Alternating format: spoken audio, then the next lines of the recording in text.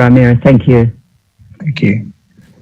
Madam Chair, before we call the Premier to give his evidence, there's a couple of housekeeping matters that I've given notice of.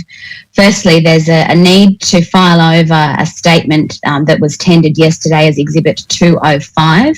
It's been identified that exhibit, the statement had a typographical error in it, and my tender an amended version in which that correction is made by hand. So the document ID is DHS.9999.0025.0001. It was marked yesterday as Exhibit 205, a statement by a non-executive member of DHHS known as the Senior Project Officer, and this is an amended version that corrects that one error.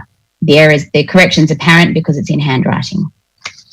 Right, so I'll simply mark that document in as the substitute document for Exhibit 205. Yes, thank you, Madam Chair. Secondly, may I tender a number of documents which were obtained by the board in the early stages of its inquiry, being a bundle of initial responses provided by a number of agencies and bodies. They're contained in the hearing book under a heading initial responses, and I tender that bundle.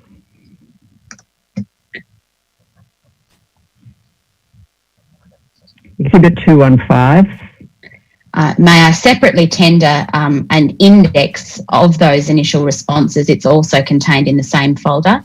That's document ID HQI.001.0040.0001. Exhibit 216.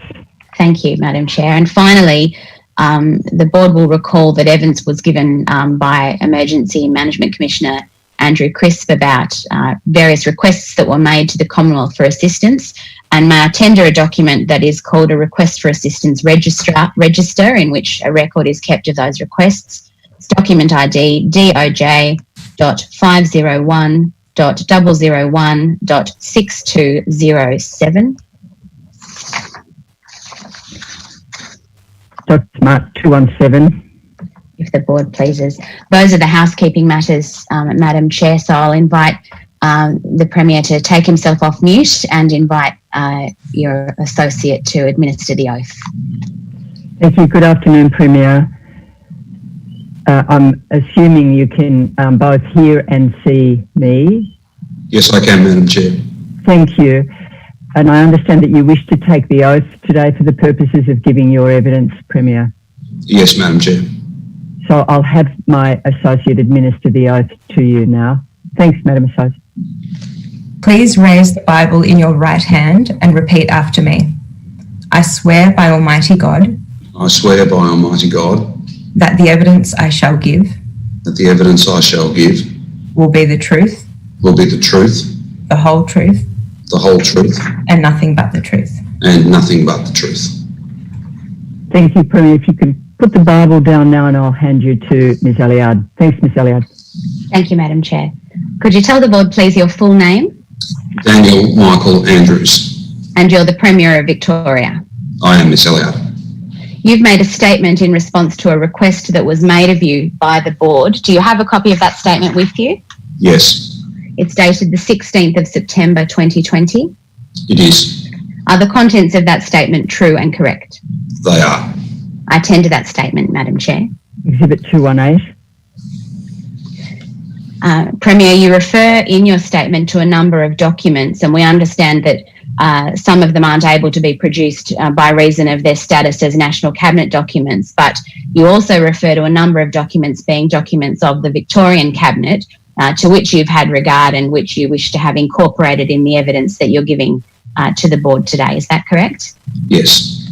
Madam Chair, I tender the attachments to the statement of Premier Andrews as contained in the hearing book. Exhibit 219, thank you. Thank you.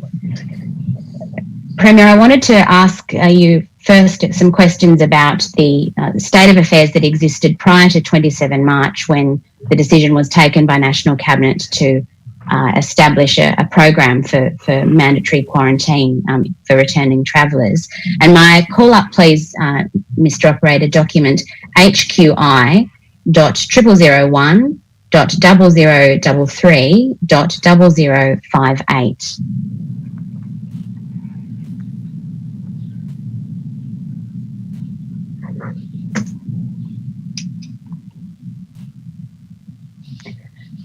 Premier, are you able to see that? Is it large enough for you?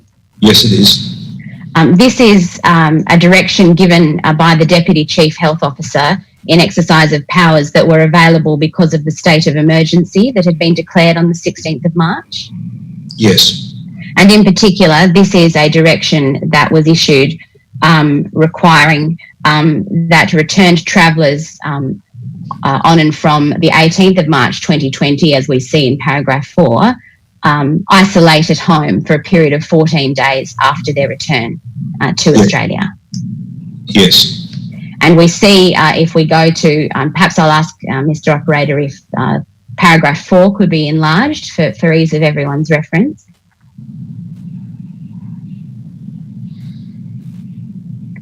We see, thank you, Mr. Operator, the direction that was made required a person to travel to a premises suitable for them to remain and reside there except in exceptional circumstances and leave only in the limited circumstances set out there. Yes. Is that so? Yes. Thank you, Mr. Operator. That can come from the screen. Can I then also call for a second document, HQI.001.0033.0054.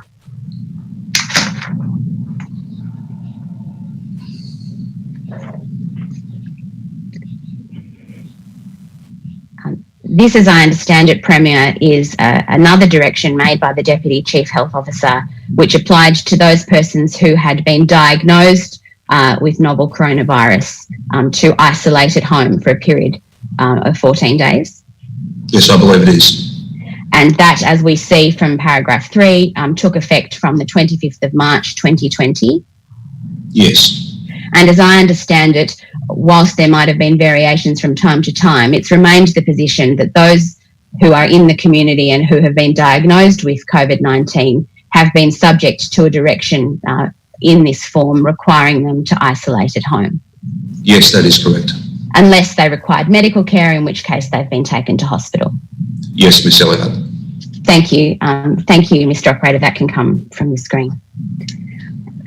Premier, at paragraphs 23, 24 and 27 of your statement, and by all means look at it if you would like to, you refer to one thing that you were aware of in the period leading up to 27 March, which in your mind had some relevance to the steps that should be taken and that were taken by National Cabinet on the 27th of March.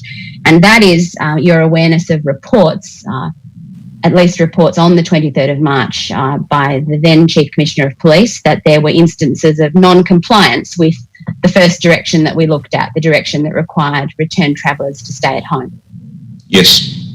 And were those reports of which you were aware reports made by Mr. Ashton to the media, or were they reports that had been made directly to you, or perhaps both? Both, I think, Ms. Elliott. I was aware of those media reports, and beyond that, I understood that there were other details, other reports as to non-compliance. Thank you. I want to play, Madam Chair, a short extract from what I think might be one of the media reports, Premier, to which you're referring, being remarks made by Mr. Ashton at a press conference on the 23rd of March, at which you were also present. May I ask, Madam Chair, please, that we have the recording at HQI.0001.0033.0019, if we can start at the 13-minute mark and go through to 14 minutes and 5 seconds.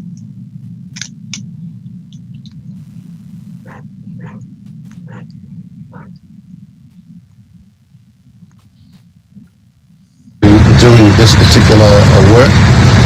For us, we've already been seeing examples through the spot checking we've been doing where the community haven't been following the requirements regarding self-quarantine.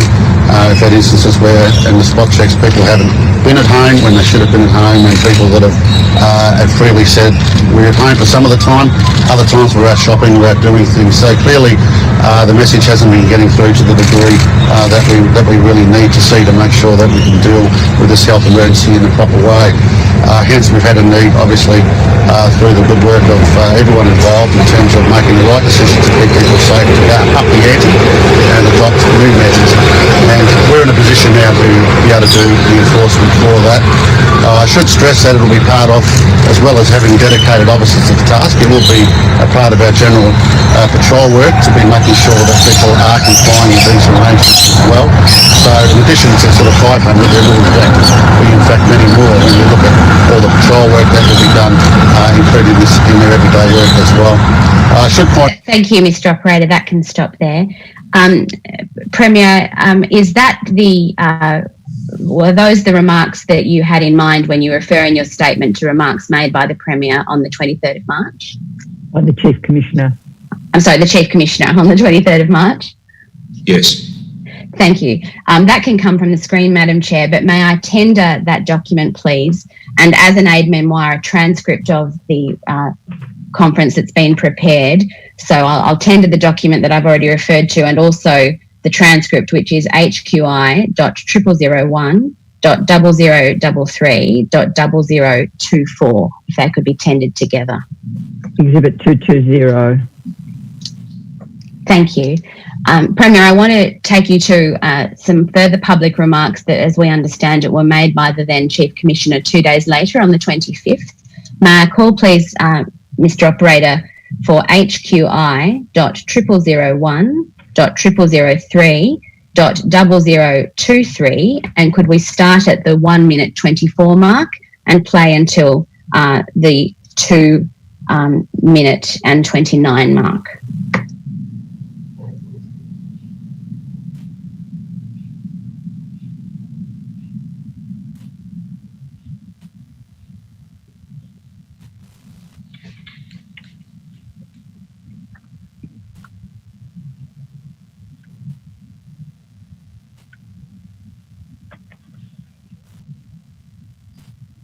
Calls. To date so far we've had we've done 88 visits today as of today, and we'll be doing a lot more today with the extra numbers out from today. But of those 88, we've had 70 people home and doing what they were supposed to be doing as far as isolating themselves. 7 people were not home. We're doing follow-ups as to where those people are.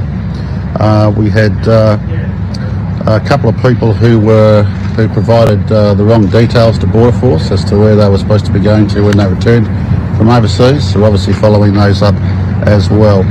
And we're doing a couple of people we're still chasing up in relation to where they are in fact self-isolating because they're not isolating at their home premises. So we're doing some follow-ups on that as well. So that work is continuing. So we can see certainly since earlier in the week we're getting certainly a lot more people now doing the right thing and staying at home and self-isolating as they're supposed to do, having returned from overseas. That could be paused there. Thank you, Mr. Operator. And could I ask that we, in the same document, move ahead to 4 minutes and 51 seconds and play through until 5 minutes and 4 seconds.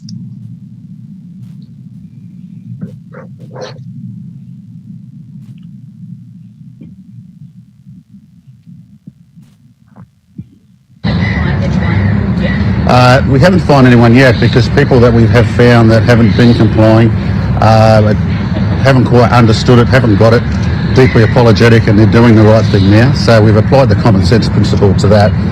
Thank you, Mr. Operator. That can stop now. Premier, do you recall being aware of those remarks made by the then Chief Commissioner, Mr. Ashton? I can't specifically recall whether I watched that press conference, but they seem familiar in terms of the statements that he made.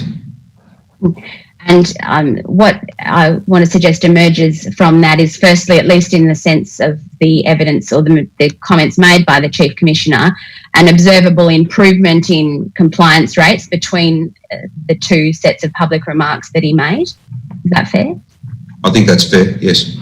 and suggesting that one of the key factors that was improving compliance was perhaps a level of greater understanding on the part of those who were meant to be quarantining about what their obligations were. Yes. Thank you. Thinking about some other, I'm sorry, Madam Chair, I should seek to tender that second recording, again together with the transcript. The transcript document reference number is HQI.0001.0033.0066. May I tender the recording and transcript together? 221. Thank you. Would I be right in understanding, Premier, that in addition to those specific remarks that Mr Ashton had made, you were also aware in the period leading up to the 27th of March of a number of other issues that were arising as a result of the COVID-19 pandemic? Firstly, no doubt you were very aware of issues associated with the Ruby Princess and the way in which infection had reached the Australian community through that cruise ship. Yes. And I take it you were also aware at the time, in late March, of the very serious issues that other countries around the world were having in relation to widespread and poorly checked coronavirus infection. Yes, Ms Elliott. And would I also be right in understanding that about this time, in the days leading up to the 27th of March, you were also aware of the economic impacts that the COVID restrictions already in place were having in Victoria? And in fact, I think you had announced on about the 20th of March a package of support for businesses that were affected by the restrictions that had become necessary. Yes. Thank you. May I direct your attention to paragraph 36 of your statement? In answer to a question that the board asked of you, you've indicated that as far as you're aware, there wasn't, as at the 27th of March, an existing plan for large-scale quarantining of the kind that ultimately occurred in Victoria. Yes, that's correct. And as I understand it from paragraph 11 of your statement, and I'm sorry to jump around, there wasn't any discussion in the Victorian Cabinet ahead of the National Cabinet decision about the prospect of such a wide-scale quarantine program being put in place? Yes, that's right. And as I understand the evidence that the board has received, other than some evidence of perhaps a high-level discussion to which Minister Makakos was party on the 26th of March, the evidence that the board's received is that no one, other senior ministers and senior public servants in the Victorian government weren't aware prior to the 27th of March that there was going to be, or that there might be, a hotel quarantine program. Are you aware that that's the evidence, Premier, that there doesn't seem to have been advance notice or knowledge on the part of the ministry or the public service that hotel quarantine might be coming down the line? Yes, I'm aware of that evidence. Yes. And does that accord with your understanding that there wasn't in fact any discussion or investigation of the possibility of a quarantine program of this scale prior to 27 March? Yes. It does appear from your statement and from the documents that the board has received that some work had been done in the days leading up to the 27th of March on the securing of hotel rooms. That's right, yes. And may I call please for a document, Mr Operator, DPC.0012.0001.1422. And having gone to that document, Mr Operator, could we go through to page .1425? This is a document that you've produced, Premier, and as we understand it, it's the relevant extract from a decision by the Expenditure Review Committee to allocate funds for the securing of hotel rooms. I'll ask that it be made a little larger, please, Mr Operator, given the size of the text. Perhaps if we focus on the left-hand side of the page where the text is. So we see here, Premier, an $80 million accommodation package to support key workers and provide emergency accommodation to people in need. Yes, we do. And as I understand what's written there, it was proposed that the government would use the money that had been allocated to reserve up to 30% of current hotel rooms for a period of 3 months and negotiate appropriate arrangements. Yes. It's come to be known as the Hotels for Heroes program, I think, or formed part of a broader suite of COVID emergency accommodation.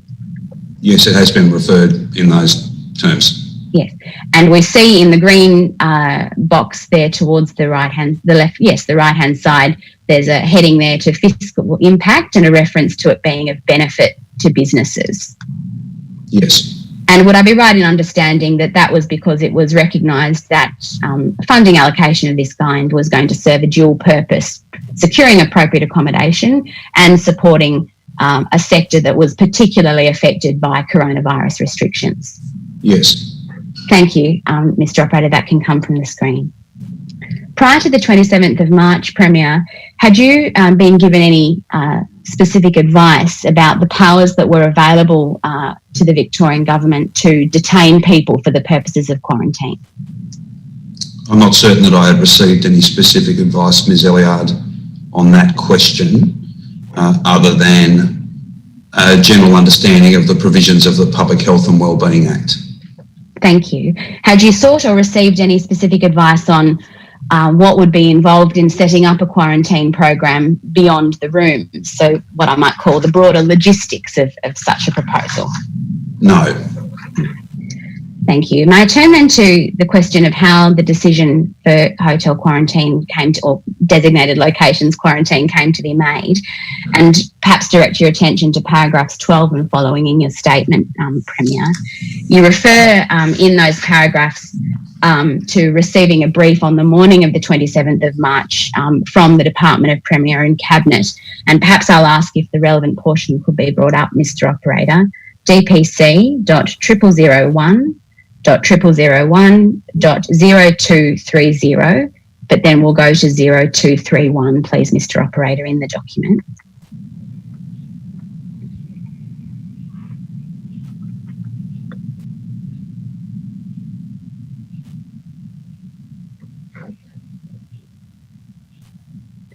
As I understand it, Mr. Andrews, what you've produced here is the relevant extract from the briefing that you received ahead of the National Cabinet meeting that was to occur later that day. Yes. And I'll just ask that it be centred, Mr. Operator, so that we can ensure that we've got all of the information that's necessary. It appears that you were briefed about the possibility of a recommendation that some travellers self-isolate in hotels rather than going home. Yes, that's right. Indeed, the final dot point says it may recommend all travellers self-isolate if the household has more than one person. That is correct, yes.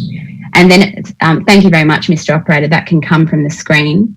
And then, as I understand paragraph 13 of your statement, Premier, there was also provided to you a written advice from the AHPPC, which made a recommendation that consideration be given to requiring people to quarantine away from home in high risk cases. Yes, that was the substance of it. Yes, Ms. Elliott. And did you understand what was meant by the term high risk as it was used by the AHPPC?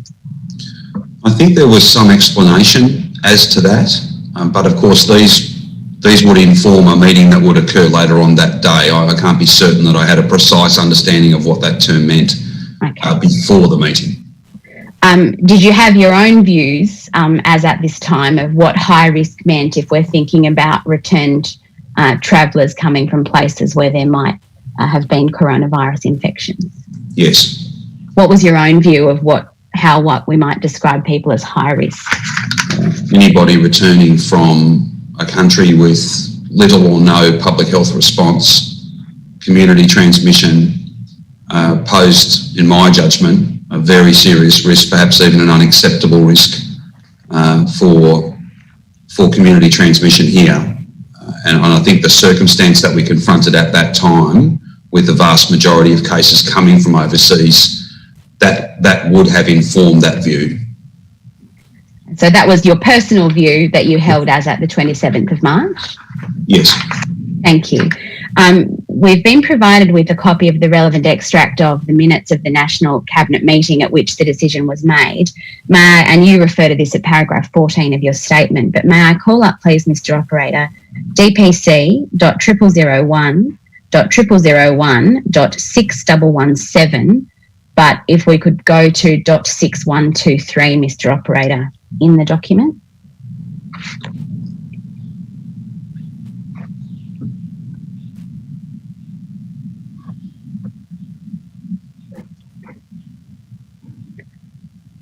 Premier, this is the relevant extract from the minutes of the National Cabinet meeting on the 27th of March 2020. It is. And it speaks for itself, but relevantly, it provided that all travellers would be required to undertake mandatory self-isolation at designated facilities. Yes, it did. And that state powers would be used for the purposes of enforcing that mandatory self-isolation. That is correct. Having regard to your awareness of the work, thank you very much, Mr. Operator, that can come from the screen. Having regard to your pre-existing awareness of some work being done for the procuring of hotel rooms, did you have an assumption or an expectation after this decision was taken that the designated facilities in Victoria would be hotels? I thought that most likely, Ms. Elliard, for a number of reasons. I'm happy to elaborate if you think that would be of assistance. Yes. Why was, to the extent that you had the assumption that in Victoria we'd be using hotels, why was that? Firstly, I'd been informed and had a general sense that there were the thousands of hotel rooms that will be required, as was referred to in the Cabinet document you brought up earlier. From the 20th, I believe, was the date of that meeting. And beyond that, it seemed logical that hotels would perhaps be the facility used, given travelling parties are made up of different numbers of people, so you'd need different size rooms, you'd need separate bathrooms for the purposes of infection control. Those sorts of factors, I think, were on my mind at that time. We hadn't settled the matter, but hotels did seem logical. And when was the matter settled for Victorian purposes? Well, I think I made announcements on the 28th. I believe that's when I made announcements about the final nature of things, or at least provided further details. And by that stage, I would recall that I think that the issue of hotels had been settled by then. Okay. And I take it, you may feel you've already said this, Premier, but one reason why hotels were a sensible option was that there were plenty of them available at this time, having regard to the limitations that had been placed on travel and tourism? Yes, indeed. Yeah. At the time that you were party to or present for the decision of National Cabinet, did you have an understanding yourself of the enforcement power that would be used in Victoria to require people to remain in quarantine? I can't specifically recall whether Ms. Elliott could point to a particular provision in the Act, but I suppose looking back on it, my assumption would have been those powers that were being used to essentially quarantine people in their homes. Okay, so you assumed that it would be an extension of those powers under the Public Health and Wellbeing Act? Yes, I think that would have been the assumption I made, yes. And then perhaps I'll ask you the similar question about who was going to enforce or monitor compliance. At the time you were party to the decision or were aware that the decision had been made, did you have a view yourself about how those powers that were going to be exercised were going to be monitored and, where necessary, enforced? No, I did not. That would not be a matter that I would turn my mind to. You made some public remarks at about 3 o'clock on this day following a press conference that was given by the Prime Minister, and a transcript of your remarks has been tendered, and I'll ask that be brought up, please, Madam Chair. The document reference number is VPOL.0006.002.0013. While that's being brought up, Premier, have you had the opportunity in the recent past to view a recording of what it was that you said on the 27th of March? Yes, I have, Ms. Elliott. Thank you. So can I draw your attention, and perhaps we'll bring up the bottom part of the page, please, Mr. Operator. You refer at about line 35 and following to the fact that from tomorrow night you won't be quarantining at home on some honesty basis, you'll be quarantined with appropriate support at a hotel? Yes. And I take it that that reflects the assumption that we've been speaking about, that for the reasons you gave, it was your view even at that early stage that it would most likely be at a hotel. Yes. Thank you. If we could go over to the top of the next page, please, Mr. Operator.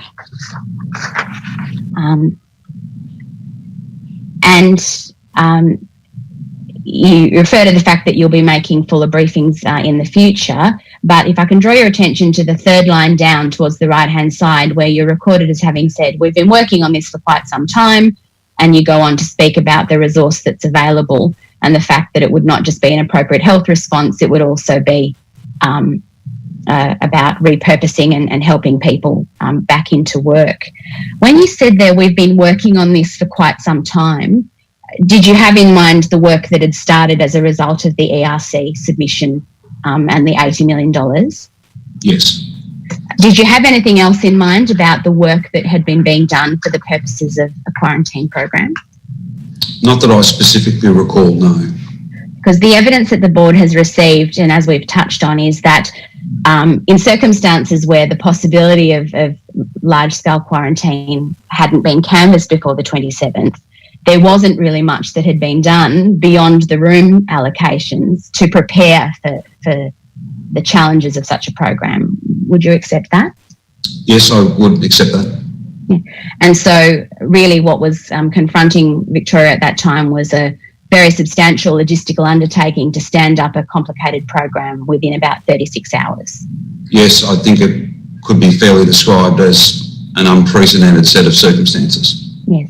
And so perhaps I'll ask you this, Premier, in those circumstances where beyond the availability of rooms and a sense of what the detention power would be, nothing yet had been planned. It's not a criticism, but nothing yet had been planned. I take it you were satisfied that it was feasible for it to be done? Yes, I was. And why were you satisfied that it could feasibly be done within the allocated time? Well, having secured or having confidence that the rooms could be secured, it seemed to me that a dedicated team of people at that very much operational level, Ms. Elliott, would be able to do as they had done many times before. They could rise to a challenge like this, and that they'd be able to stand the system up within the time frame. Thank you.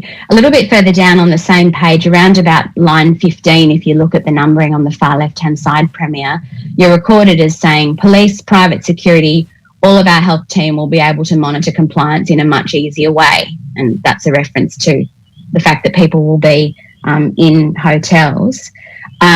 You've said already that at the time you participated in the decision or were aware of the decision, you hadn't turned your mind specifically, or you don't believe you'd turned your mind specifically to who was going to be doing the enforcing. Does these remarks made by you at around 3 o'clock suggest that by that time you did have an assumption or an understanding of what the enforcement model would be?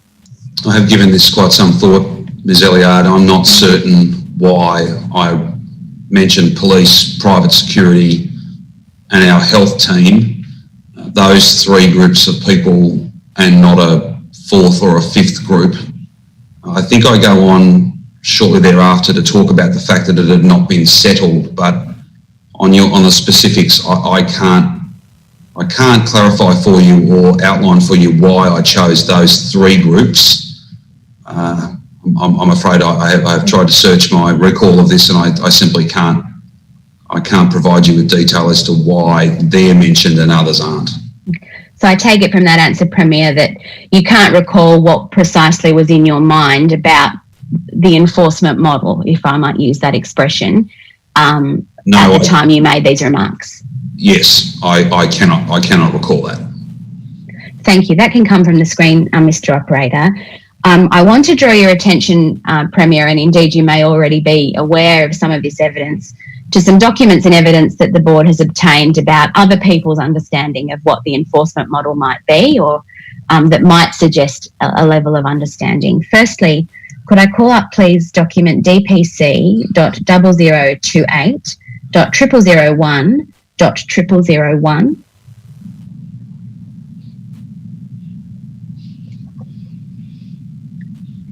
I understand, Premier, that this document has been provided to us as a text exchange passing between a member of your private office, who is the person writing the texts in grey, and Mr. Ada, who is a Deputy Secretary at the Department of Premier and Cabinet. I'll just give you a moment to read that, and then once you've read to the bottom, I'll ask for the next page where the text exchange continues. Yes, I've read that, Ms. Elliott. Thank you. Mr. Operator, could we have the next page, please, so that we can see the rest?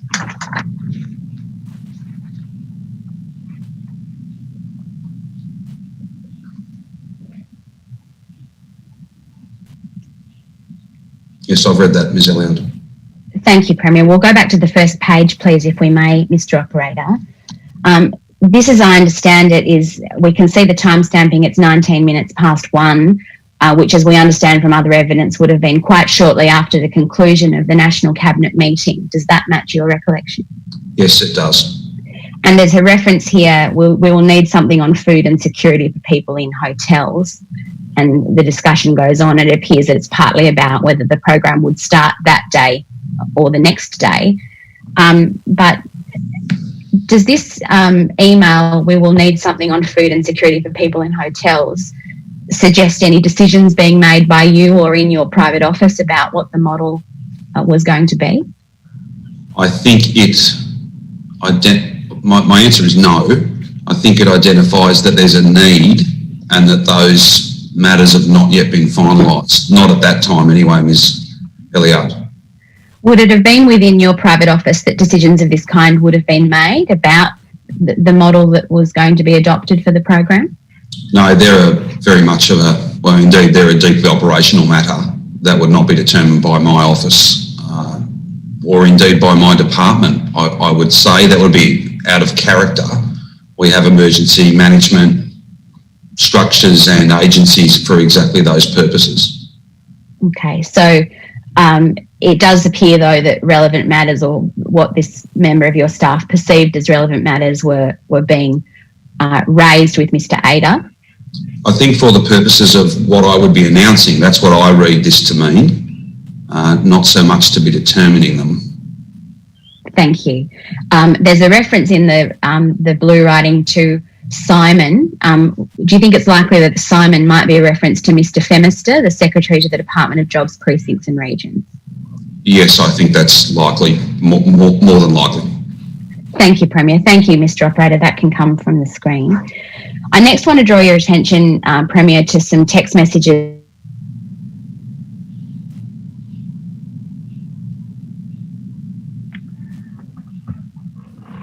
Looks like we might have lost the connection to Ms. Alliard. My apologies, Premier.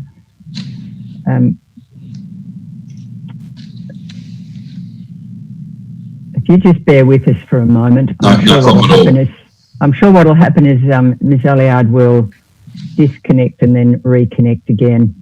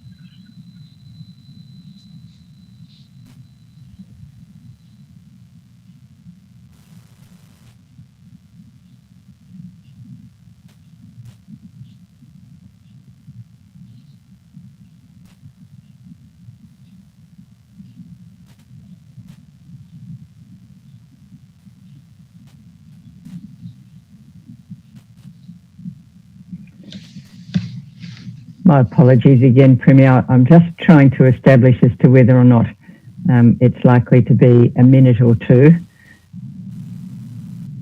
No problem, Madam Chair.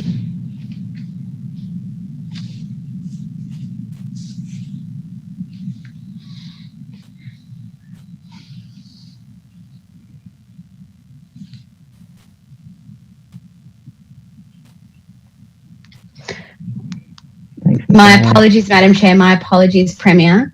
It happened to me with Mr. Eccles and now you. I draw no inferences, but I deeply apologise. No problem at all, Ms. Elliott.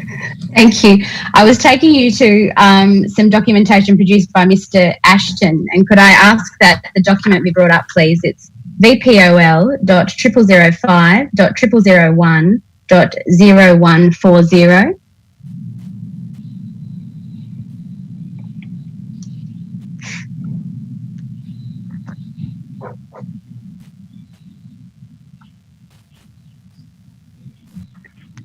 Mr. Ashton has given evidence that this was a text message that he sent to Mr. Eccles, the Secretary to the Department of Premier and Cabinet. The timestamping is 1:16, and it suggests by its content that Mr. Ashton had received some information about a proposal that would involve people being guarded by police.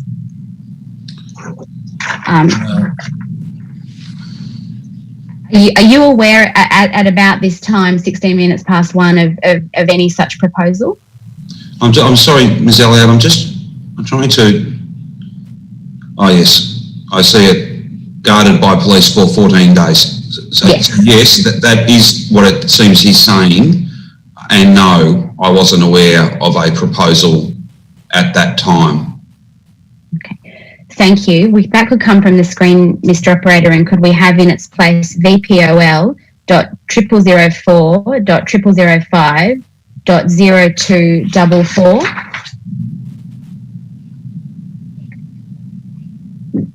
This is a text message exchanged between Mr. Ashton and Commissioner Kershaw of the Australian Federal Police. Just wait for it to come up. VPOL.0004.001.0244.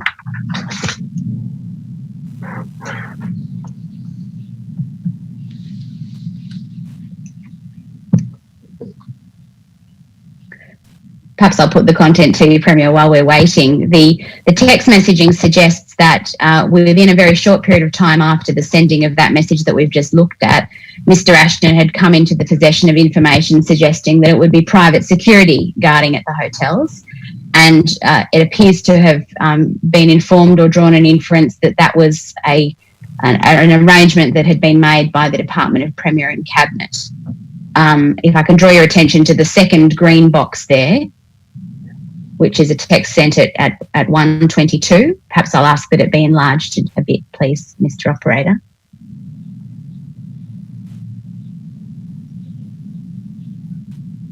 Yes, I can see that, Ms. Elliott. Yes, and then a little bit further down, Mr. Operator, if we go to the further message in green, more toward the bottom of the page,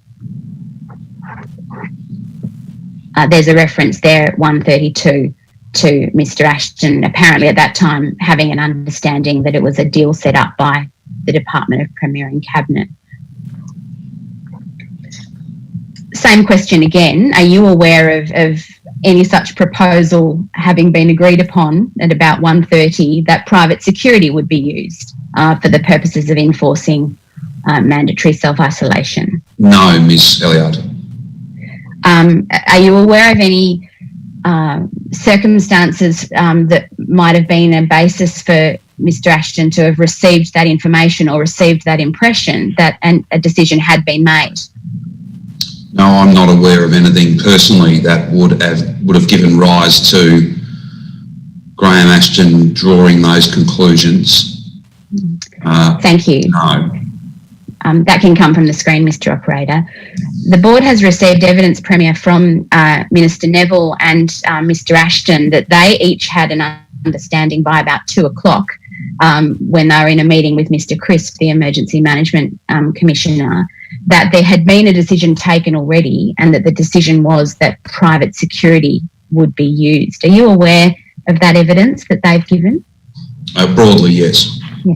And their evidence was not only that they were aware that a decision had been taken, but that they themselves had not been consulted about the proposal. They were rather presented with it as the decision that had been made. It'll be a matter for the board to consider whether or not to accept that evidence, but assuming that to be the case, does it strike you as unusual that a decision about enforcement would have been made without consulting the Chief Commissioner of Police or the Police Minister? Well, that would certainly not accord with custom and practice that I've observed throughout my time in public life and throughout my time as a Minister of the Crown and throughout my time as the Premier of this state. And indeed, it would, by reason of it being inappropriate, would you regard it as unlikely? I wouldn't necessarily. I'm not sure that I advanced the notion that it was not appropriate. It would be out of character. It would not be the normal practice that I've certainly observed over a long period of time. Ms. Elliott, if I understand your question, would it be out of character? I think my question is, and perhaps I put words in your mouth, Premier. So firstly, I should ask you, do you think it's appropriate that a decision of that kind would be taken without consultation with the Chief Commissioner of Police? It certainly would be very unusual, unprecedented, I think, in some ways. I'm not sure that I'm in a position to make a value judgment about it, but by virtue of it not being regular practice, that would not be certainly from my point of view, that would not be the preferred way to set up a program like this.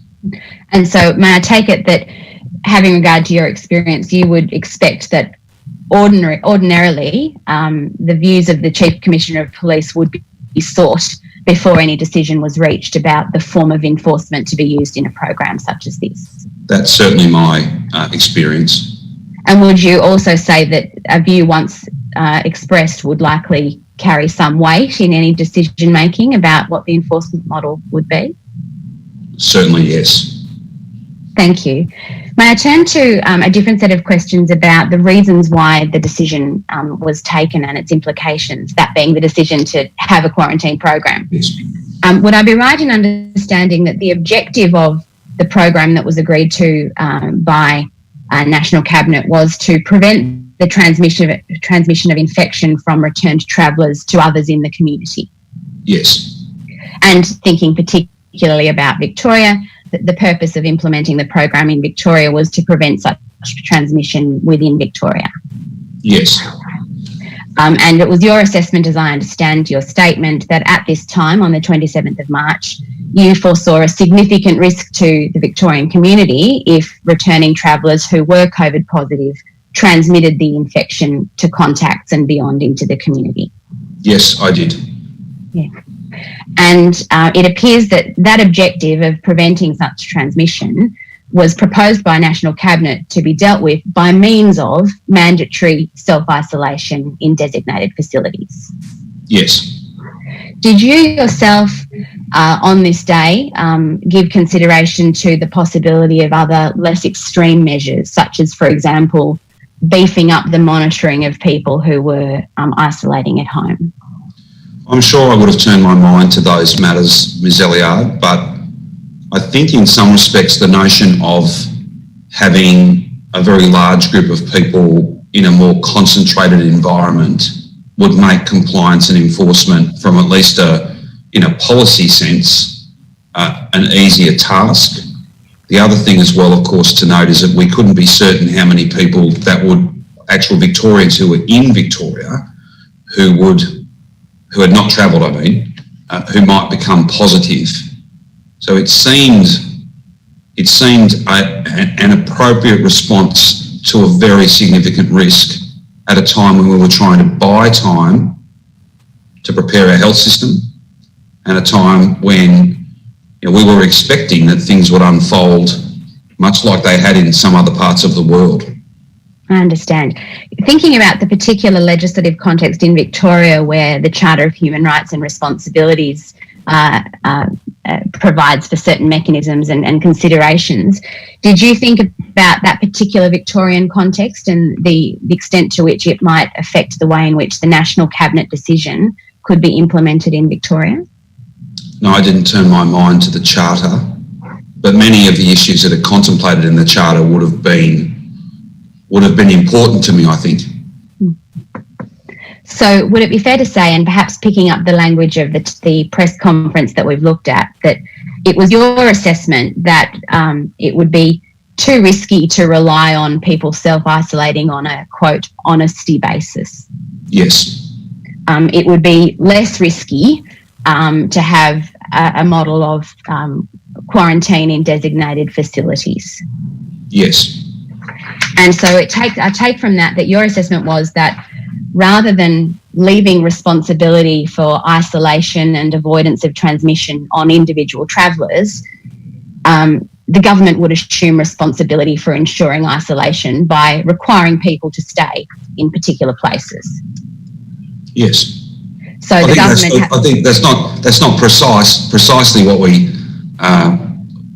we decided, but I think that's a fair characterisation of what we did.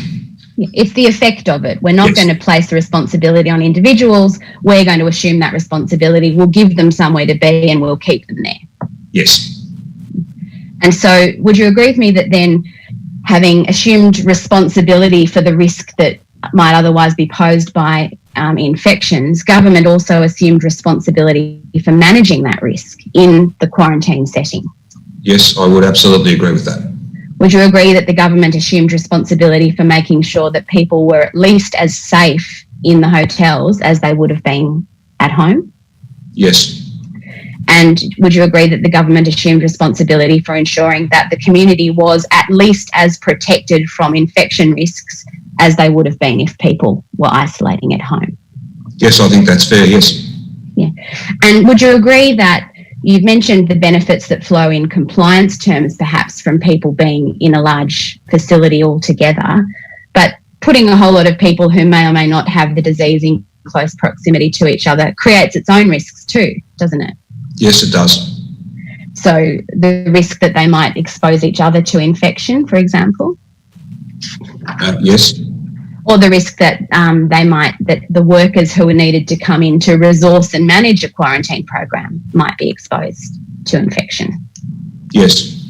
And what became clear was that this was a system that did require quite a large number of supports and a large number of people so as to make the program work. Yes. It was as the board understands it from all of the evidence we've received, a very complicated system. Certainly a very large system, Ms. Elliard. As to arrangements and their complexity, I probably can't speak to that, but it was certainly a very big task.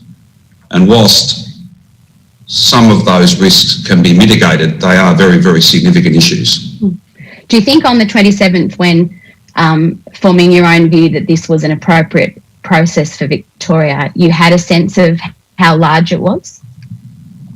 I think I did. We had some information about how many people had come back and some, at least,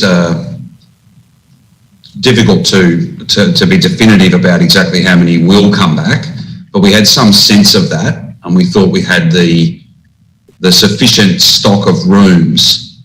Beyond that, I suppose I may well, in fact, I'm certain I would have left some of the risk mitigations we've just discussed to those at an operational level. I don't know that I would have turned my mind to those matters. And so when I'm using the word large, I don't just mean number of rooms, but also large in the sense of all of the various logistical pieces that would need to be put together at an operational level. Yes, I think that's a fair way to describe it, yes.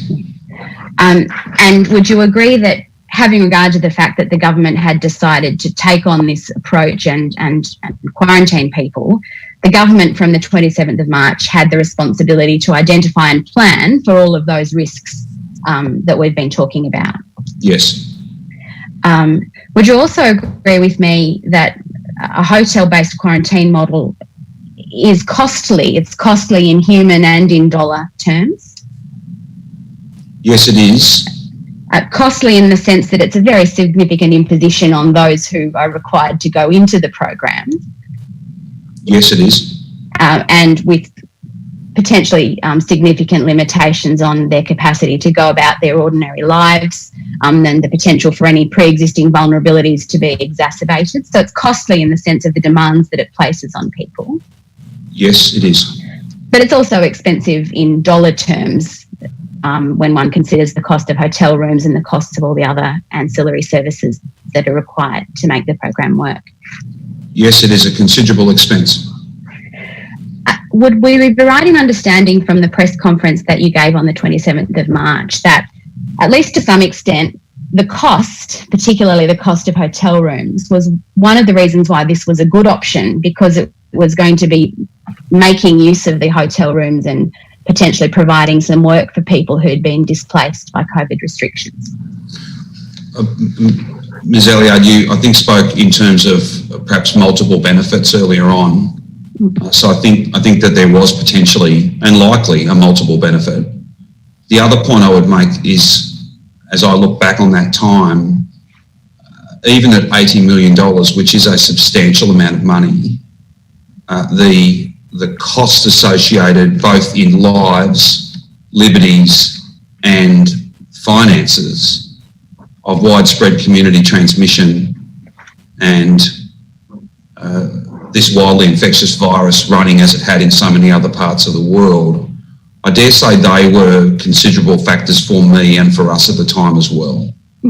Of course, you've explained the reason why you were doing it, because you saw the substantial risks posed by the infection, but it would also appear, not just from the remarks you made on the 27th, but from the way submissions were made to the Crisis Council of Cabinet, that the possibility of serving two purposes, both the protective purpose and the supportive purpose for business, both of those were considerations in the mind of those who made submissions to the Cabinet, and no doubt in the minds of those who considered those submissions. Yes.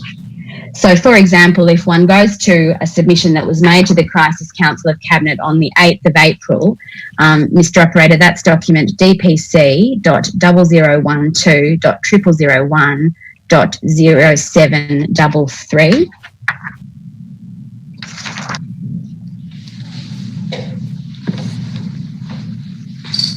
And if once we're there, we go to the second page, please. Firstly, just to orient you, Premier, I'm sure you receive a lot of these, but we can understand this as a document which, as a member of the Crisis Council of Cabinet, you would have received. Yes. And this is a document that we know from other materials, in particular, the red summary document prepared for you relates to a Crisis Council of Cabinet meeting on the 8th of April 2020. So you know where we are in the process. We see on the second page, and perhaps if we could bring up the heading objectives, Mr Operator. We see there two objectives. The first one's the protection of public health, and the second, the supporting of the continued viability of the tourism and accommodation industry. Yes. Yes, and thank you. That can come from the screen.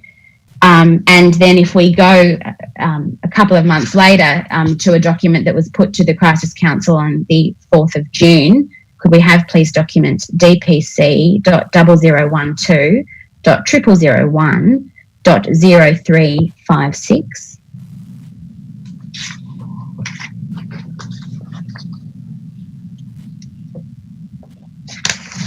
And again, if we go to page 2, please. And if we bring up the objectives section first, we see there again, there's a third objective now, but the first two objectives relate to public health and crucial support to the tourism accommodation sector and retaining local jobs. Yes, that's correct, Ms Elliott. So the hotel quarantine program, and indeed the broader coronavirus emergency accommodation program, of which hotel quarantine was a substantial part, had these dual benefits, as you saw it. Yes. And thank you very much. That can come from the screen. And perhaps it's trite to say, but a home-based isolation model wouldn't have had those dual benefits, would it? No. And would you agree with me that the economic benefits of the hotel-based model, it's not the only reason you did it, but the economic benefits were an important feature of the program in terms of the overall benefit that you saw Victoria would receive? I would always see them, Ms. Elliard, as secondary to the public health objective. That I think is, the answer to your question is yes, it's important, but it is absolutely secondary in my mind and in my judgment. The public health imperative was the principal objective, and the second benefit was subordinate to that. So you wouldn't accept the proposition that they were of equal weight, the protection and the economic support? No, Ms. Elliard, far from equal. Thank you, Premier. I'm going to turn to a new topic now, which is about the extent to which you became familiar with or had an awareness of the structure, the operational structure of the program. You've given evidence that largely that would have been matters for other people. But I take it from paragraph 1 and 2 of your statement that you're aware that the program was established as an operation called Operation Soteria. Yes, I am. Do you think you knew the name at the time, or is that something you've become aware of since as matters relating to the Board of Inquiry have unfolded? I couldn't be certain, Ms. Elliard. These are computer-generated names. There are many different operations going on. I do my best to stay abreast of them, but I couldn't tell you whether I knew at the time that it was specifically referred to by that name. Are you able to recall what level of briefing you received about the way the structure had been established and who was doing what? Certainly ahead of my announcements in the immediate aftermath of National Cabinet, that 28th, I think, is the appropriate date, where we spoke in more detailed terms. I would have been briefed on decisions that had been made by that time. Beyond that, I can't point to a specific document or specific meeting, but logic tells me that must have occurred because I made announcements to that end on the 28th. Do you think the documentation or briefings that you received would have gone into detail about, for example, which agency or agencies were taking responsibility for the establishment and maintenance of the program? I would expect, if we're speaking about agencies rather than departments, Ms. Elliard, is that? Thank you for the correction. I should say department. Which departments were involved? Not a correction. I just wanted to be clear on what I was being asked. No, departments. Departments. I might have had some sense of departmental arrangements, but I think agency arrangements, I would not necessarily be briefed specifically on that. It might come forward perhaps as something that the State Control Centre had done, maybe trying to, if you like, grouping together different agencies. So, for example, you say later at a certain point in your statement who you understood to be the agency that had the control agency responsibility under emergency management arrangements.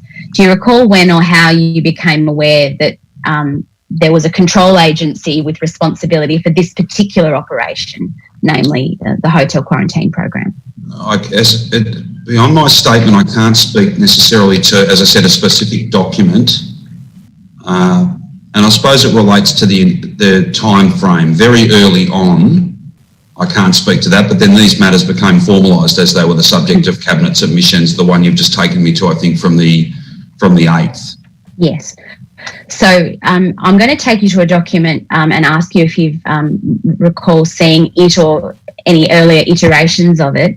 May I call, please, Madam Chair, for document DOJ.501.001.9224. Premier, this is a version of the Operation Soteria plan. It has a date of the 26th of April 2020.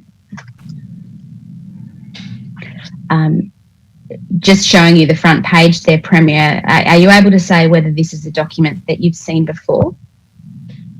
I don't believe I've seen that document before, Ms. Elliard. As we go through the pages, one sees that it's a document that sets out with some detail the way in which roles and responsibilities have been apportioned between departments for the purposes of the hotel quarantine program.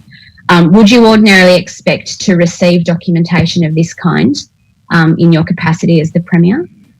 No, I wouldn't. And my point of reference, I suppose, Ms. Elliard, would be that I don't believe that I would have received documentation of this kind, even for a bushfire. I don't believe, thinking back across the summer, I don't believe I would have seen a document of this nature.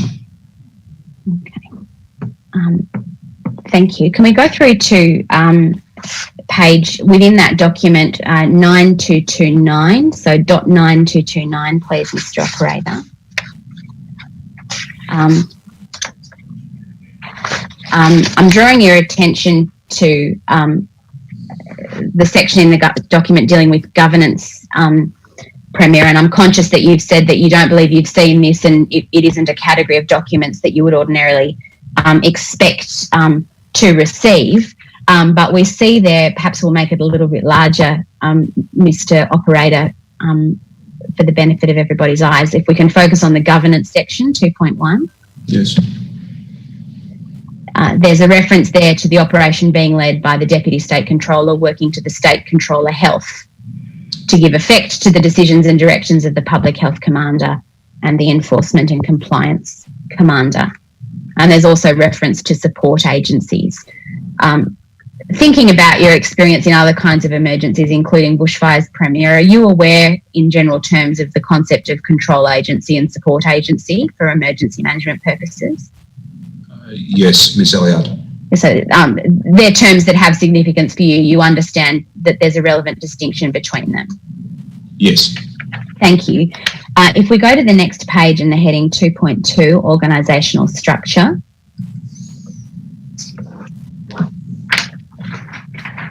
We see there, thank you very much, Mr. Operator, that's perfect. We see there a document setting out the organisational structure as at the time of this document, the 26th of April. And we see on the right-hand side a chain of command or reporting, or a chain, perhaps I'll call it neutrally, with the Emergency Management Commissioner at the top, the State Controller Health, and then the Deputy State Controller for Operation Soteria. Yes, I can see that.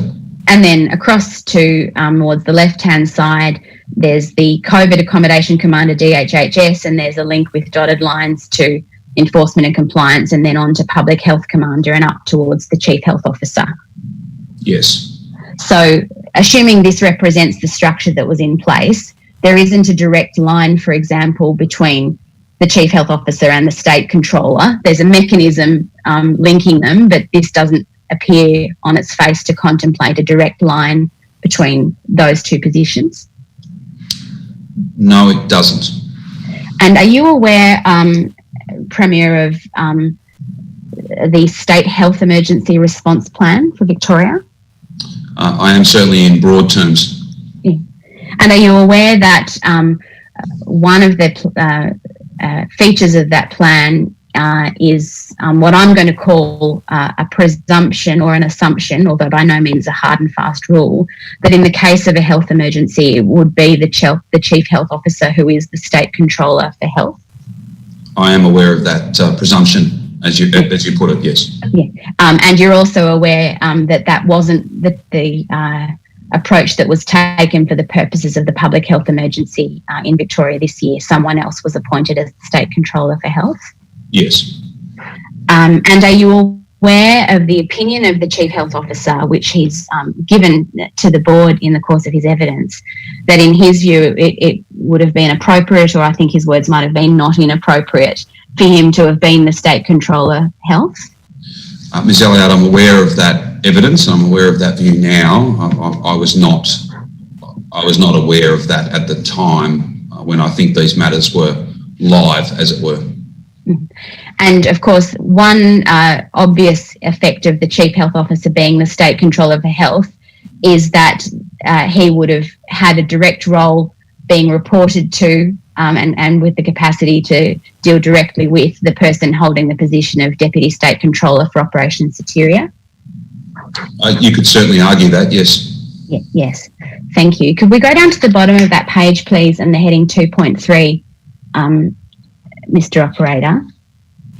At the very bottom, there's 4 dot points there which spell out what the DHS Commander COVID-19 accommodation is responsible for, and you might recall, Premier, from the diagram at the top, that's the link in the chain across then towards where public health sits.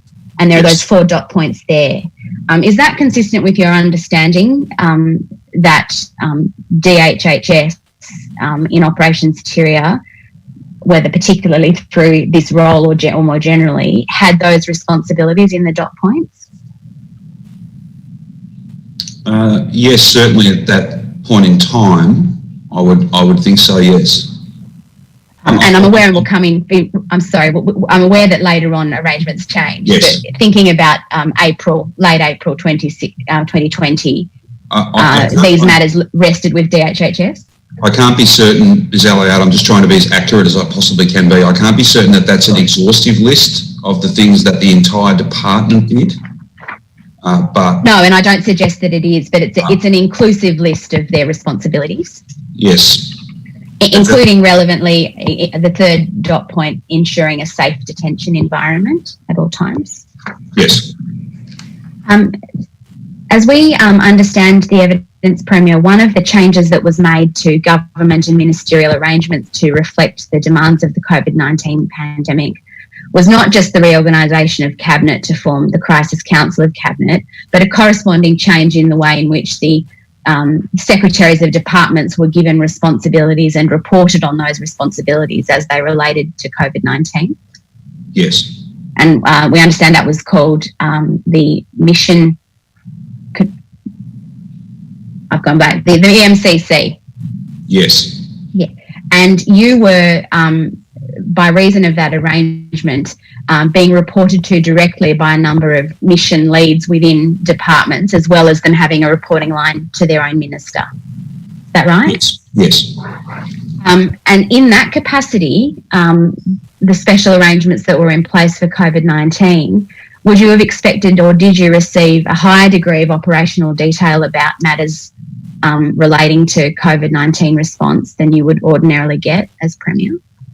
No, those arrangements didn't alter the fundamental division between those matters that the executive would normally deal with and those deeply operational matters that are appropriately dealt with by others.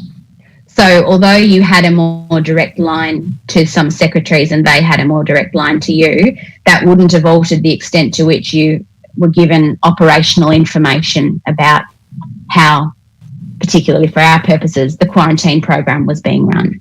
No. So would you have received such information, for example, as decisions having been made about which hotels to use? I don't believe so, no.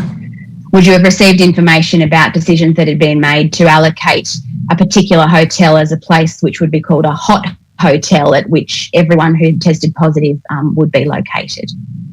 I don't believe so. I certainly have no recall of a specific document or a briefing to that matter. I was aware of those arrangements, but that may well be that I've become aware of it rather than it being put to me almost to say yes or no to that sort of arrangement. Secretaries are all employed by me, they're appointed by me, and they're already accountable. This was about trying to streamline some of that, but it didn't change the types of things that secretaries would ordinarily be accountable to me for. Thank you. That can come from the screen, Mr. Operator. I want to turn to ask you some questions about contracting arrangements at a fairly high level, Premier. The evidence that the board's received is that the state government, through the Department of Jobs, Precincts and Regions, entered into a number of contracts for the purposes of the hotel quarantine program. May I assume that at least at a high level you're familiar with that fact? Yes. And indeed, in particular, contracts were entered into firstly with hotels for accommodation. I believe so, yes. And then also with security providers for the purposes of private security services. Yes. And also with cleaning companies for the purposes of cleaning. Yes. And would you agree with me that those are 3 key components of the hotel quarantine program, where people will be required to stay, who's going to make sure they stay there, and who's going to make sure that it's a clean and infection-free environment for them? Yes. And would you agree with me that all 3 of those components were necessary because this was a hotel quarantine model? They wouldn't have been components that were necessary in the same way way if we were using a home isolation model. Yes. And are you aware, perhaps even at a very general level, that the contracts with hotels and the contracts with security companies place responsibility on the contractors for matters relating to correct and sufficient use of personal protective equipment and training for staff on infection prevention and control? I'm certainly aware of that now, Ms. Elliard. I couldn't speak to whether I was at the time, but yes, the answer to the question is yes. Yeah. And the evidence that the board has received is from just looking on the face of the contracts, those responsibilities relating to PPE and staff understanding, infection control and so forth, they were outsourced by government to those private contractors, if you just look at the bare face of the contracts. I think that's a fair statement, yes. Yeah. And assuming that to be the case, there'd be a very substantial risk associated with that, wouldn't there? By which I mean a risk to the success of the program that such matters had been outsourced. Yes. Because, again, it's probably trite to say, but if this was set up as an infection prevention program, it depended on having proper and sufficient infection prevention and control measures. Yes. Now, you may be aware that there's been differing views presented to the board about whether or not it was just the bare contractual arrangements or whether or not there was other responsibilities assumed by departments of the state and the extent to which they fulfilled those additional obligations if they existed, and those have been matters for the board to decide. But would you agree with me that these issues of infection control were too important to be left entirely to private contractors? I think I can agree with that statement. Given what's at stake, given the seriousness and the infectivity of this virus, Ms. Elliard, I think that's a fair statement, yes. Because, I mean, contractual remedies after the fact would hardly be enough if by reason of a contractual failure the infection got out and spread in the community. Yes, those proceedings are of not much use against this virus. And so perhaps thinking about what we talked about before, this is an instance, isn't it, of the government having assumed the risk by bringing people into the program and the government needing to retain appropriate responsibility for the management and mitigation of that risk. Yes. And so you'd agree with me that if it was the case that the state, through relevant departments, didn't take an active role and in ensuring that there was proper infection control and prevention measures in place, that would be a matter of great concern. Absolutely. Thank you. May I turn then to a few more questions about your knowledge of how the enforcement mechanisms worked. And I'm directing your attention to paragraph 41 and following of your statement, Premier, if that assists you. Are you able to recall when you became aware that the front line of enforcement for the program being put in place was going to be private security guards rather than some other mechanism? Ms. Elliott, I can't point to a specific meeting or document, but I'll take you back to my answer earlier. I announced these arrangements, at least in broad terms, on the 28th. So I must have been informed of those final decisions prior to then. Okay. Do you recall whether or not you had an opinion at the time you became aware of it about the appropriateness or otherwise of that frontline enforcement role being given to private security? No, I don't believe. Although I can't speak to whether I did that. That is some time ago, and I've no recall of having a specific view one way or the other. Okay, thank you. Could I ask that a document be called up, please? HQI.0001.0027.0001. And while that's being brought up, Premier, would I be right in understanding that you've been made personally aware in the past of concerns in sections of the community and sections of the private security industry about that industry and how it operates? Yes. And indeed, you had previously committed to the conducting of a review of the regulatory and licensing arrangements for the private security industry. Yes. And that's a commitment that was made in 2018. But I've had brought up on the screen an issues paper that was prepared by the Department of Justice and Community Safety this year. I think its date is June or early July, which is the issues paper inviting comment and responses to the inquiry that has been established. Are you aware of this document? I am, yes. Yeah, and I take it from that you're also aware that the inquiry which you had previously foreshadowed is presently open and receiving submissions. Yes, I am. Thank you. I just want to take you to a couple of points in this document. Could we move forward, please, Mr. Operator, to page 23 of the document? So that's 0023. The document sets out, does it not, for the purposes of inviting discussion and response, Premier, a number of issues that have been raised as potential issues requiring investigation or action. Doesn't include conclusions about them, it raises concerns for discussion and future analysis. Is that fair? Yes, that's fair. And one of them is about the quality of training and assessment practices for those who are going to be licensed as private security guards, and we see a reference to some discussion on the page that's up there. Yes. Then if we go over 2 pages, please, Mr. Operator, to page 0025. A separate issue that's been raised that's referred to at the bottom half of the page is concerns about literacy and numeracy skills amongst those who've been licensed as private security guards. And yes, in particular, the question of language skills, by which I understand them to mean language skills in the English language. Yes, I can see that there's a series of questions posed to that end, yes. Yes. Then if we go over to page 0030, please, Mr. Operator.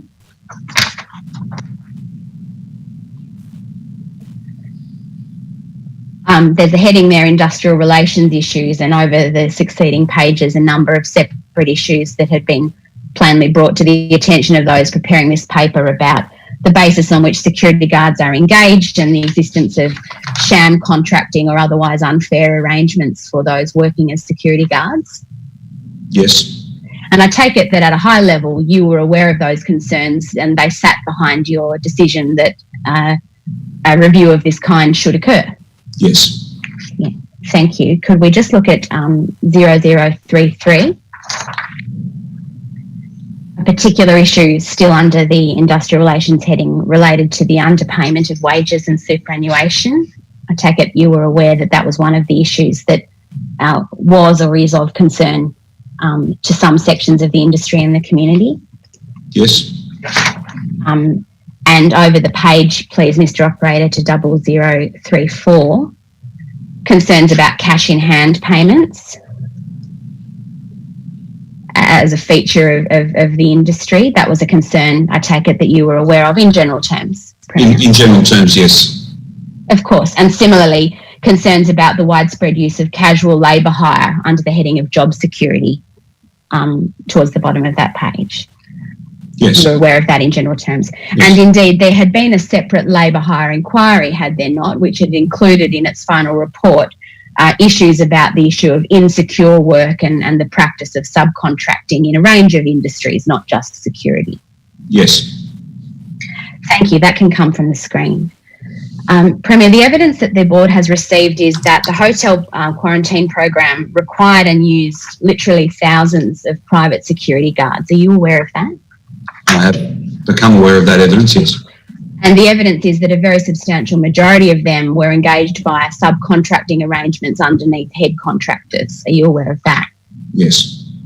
And are you aware of the evidence that the security guards were called upon to perform a number of tasks, including, for example, carrying luggage of guests who were arriving or leaving and who may or may not have been COVID positive, escorting guests for fresh air walks in circumstances where they may or may not have been COVID positive, and moving through areas of the hotel that were common areas that could be also used by people who may or may not have been diagnosed or be at risk of having coronavirus.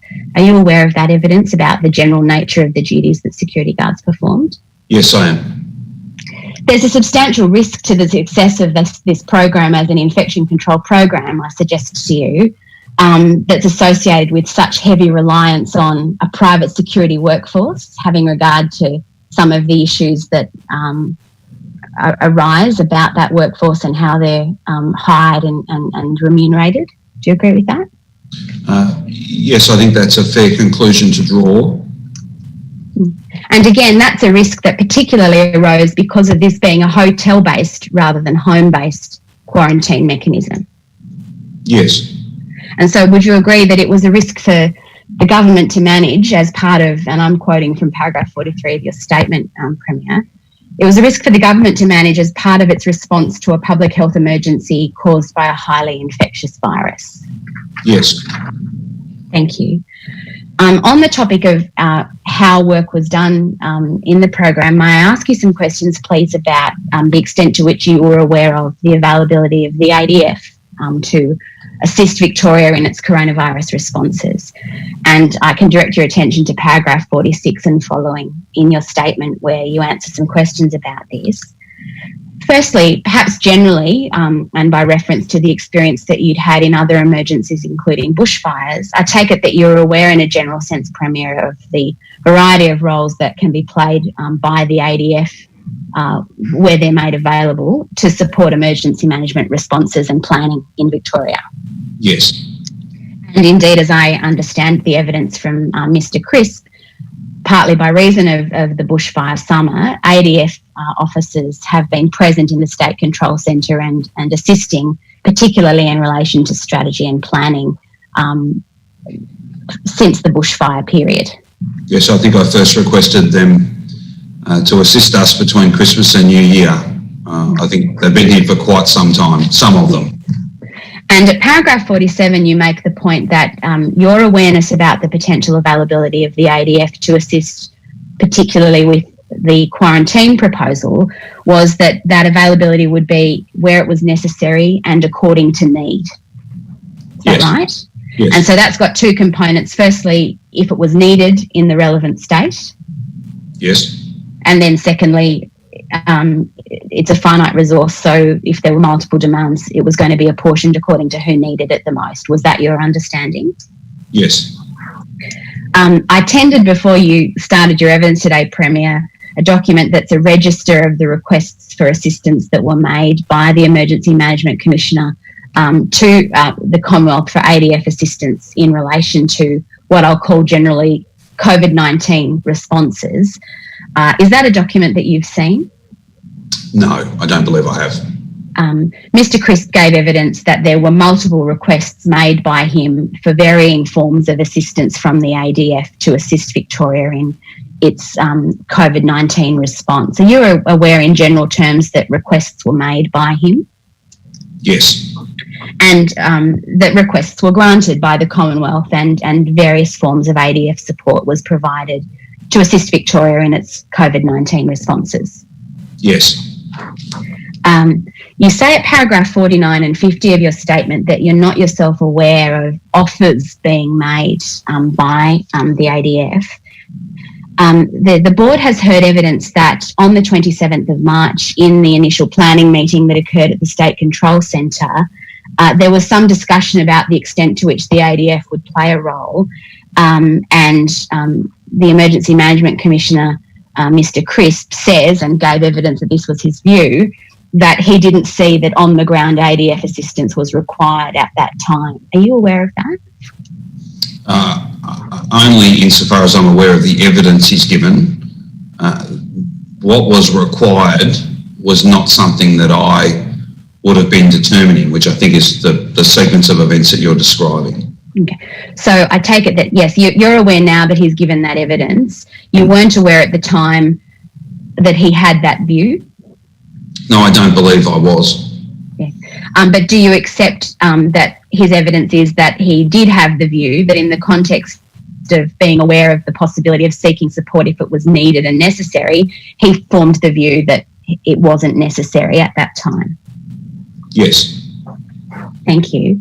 I want to now ask you about your knowledge of some contact occurring between Mr. Eccles of your department and Mr. Gaetjens, his counterpart at the Department of Prime Minister and Cabinet. May I call up, please, Mr. Operator, document DPC.0014.0001.004.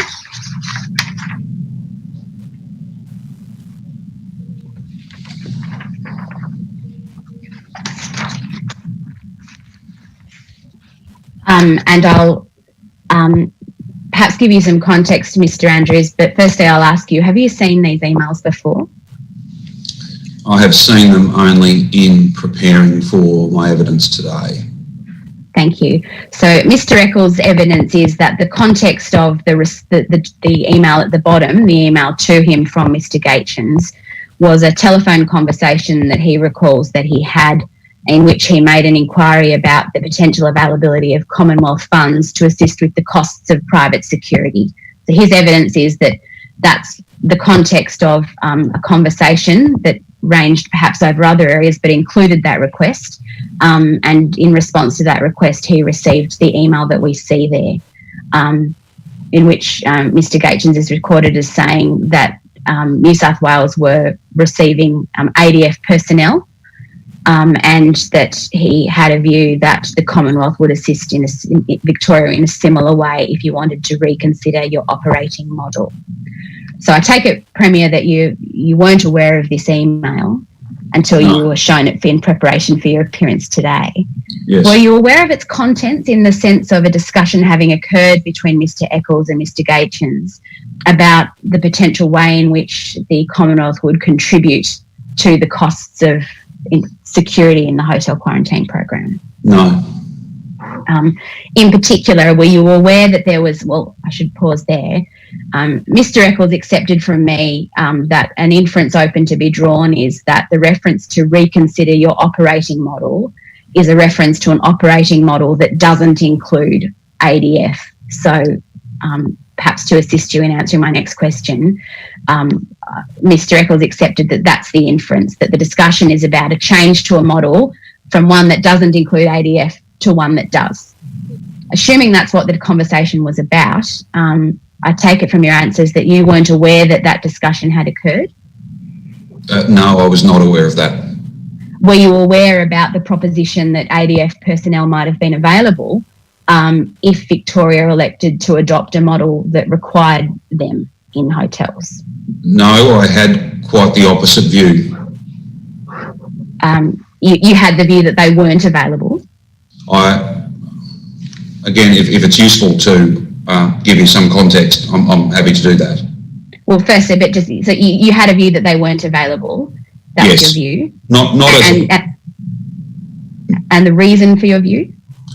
Well, and again, I stress this is not as a point of criticism, but leaving the National Cabinet meeting, I had absolutely no expectation whatsoever that in the establishment and the running of hotel quarantine there would be significant, extensive ADF support. That was not the case for every state. A case I think had been well made in relation to New South Wales, but I had no expectation at all that we would receive that type of support. And these matters, some week or so later, were not drawn to my attention. In fact, it's the first time I'm seeing this email. I was in prep for this. So Mr. Eccles' evidence was that he couldn't recall whether or not he had, well, firstly, I should note that it appears from the face of this document that Mr. Eccles just responded with thanks to Mr. Gaetjens. Mr. Eccles' evidence was that he couldn't recall whether he did or didn't do anything with this information, and that he hadn't been able to find any document by way of an email exchange or anything that would demonstrate that he did do something with it. So that's the evidence Mr. Eccles has given. Would you have ordinarily expected that the availability of a resource of this kind from the ADF would have been drawn to your attention? Yes. Would you have ordinarily expected that it would have been drawn to the attention of those who were making policy and operational decisions for the structure of the hotel quarantine program? Yes, I would think so. Do you feel able to express any view on what use you personally might have made of this information had you been aware of it at the time?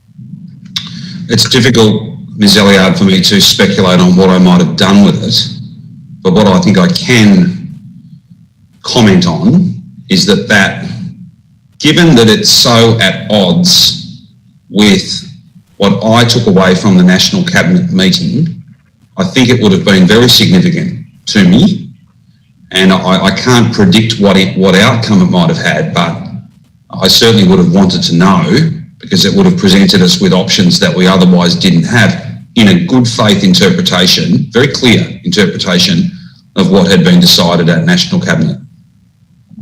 And amongst other things, and again, I think Mr. Eccles agreed with this proposition, what appears to have been contemplated by Mr. Gaetjens as being available was personnel for whom the Commonwealth would bear financial responsibility. Yes. They would pay them. Yeah, it would be an in-kind arrangement, yes. Yes.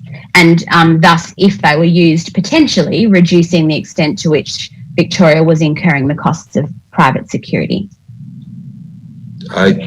Well, all I'd say is I can't presuppose what role they would have played, but it would be open, I think, to conclude that they might have played some of those functions. I'm not sure, and I can't determine from this email whether they would have been additional to the operating model or whether they might have taken the place of people who were in the operating model. But it's additional support. We could certainly agree on that, I think. Thank you. That can come from the screen, Mr. Operator, and I'll call up a different document, which is DPC.0014.0001.0006. And whilst that's coming up, Premier, may I ask you whether you have any recollection of having a conversation with the Prime Minister, Mr. Morrison, on the 23rd of June 2020? Yes, I do.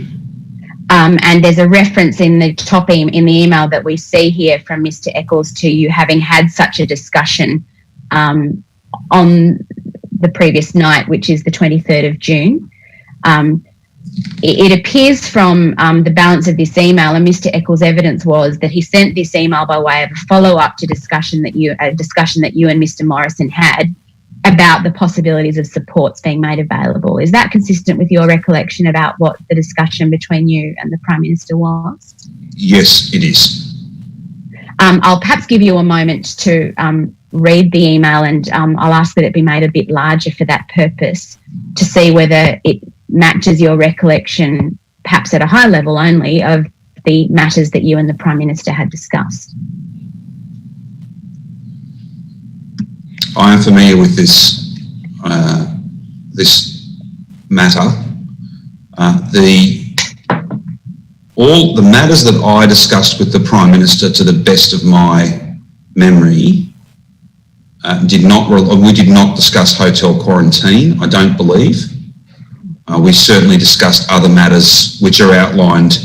I can't be certain if that's an absolutely exhaustive list, but they are the matters that we talked about.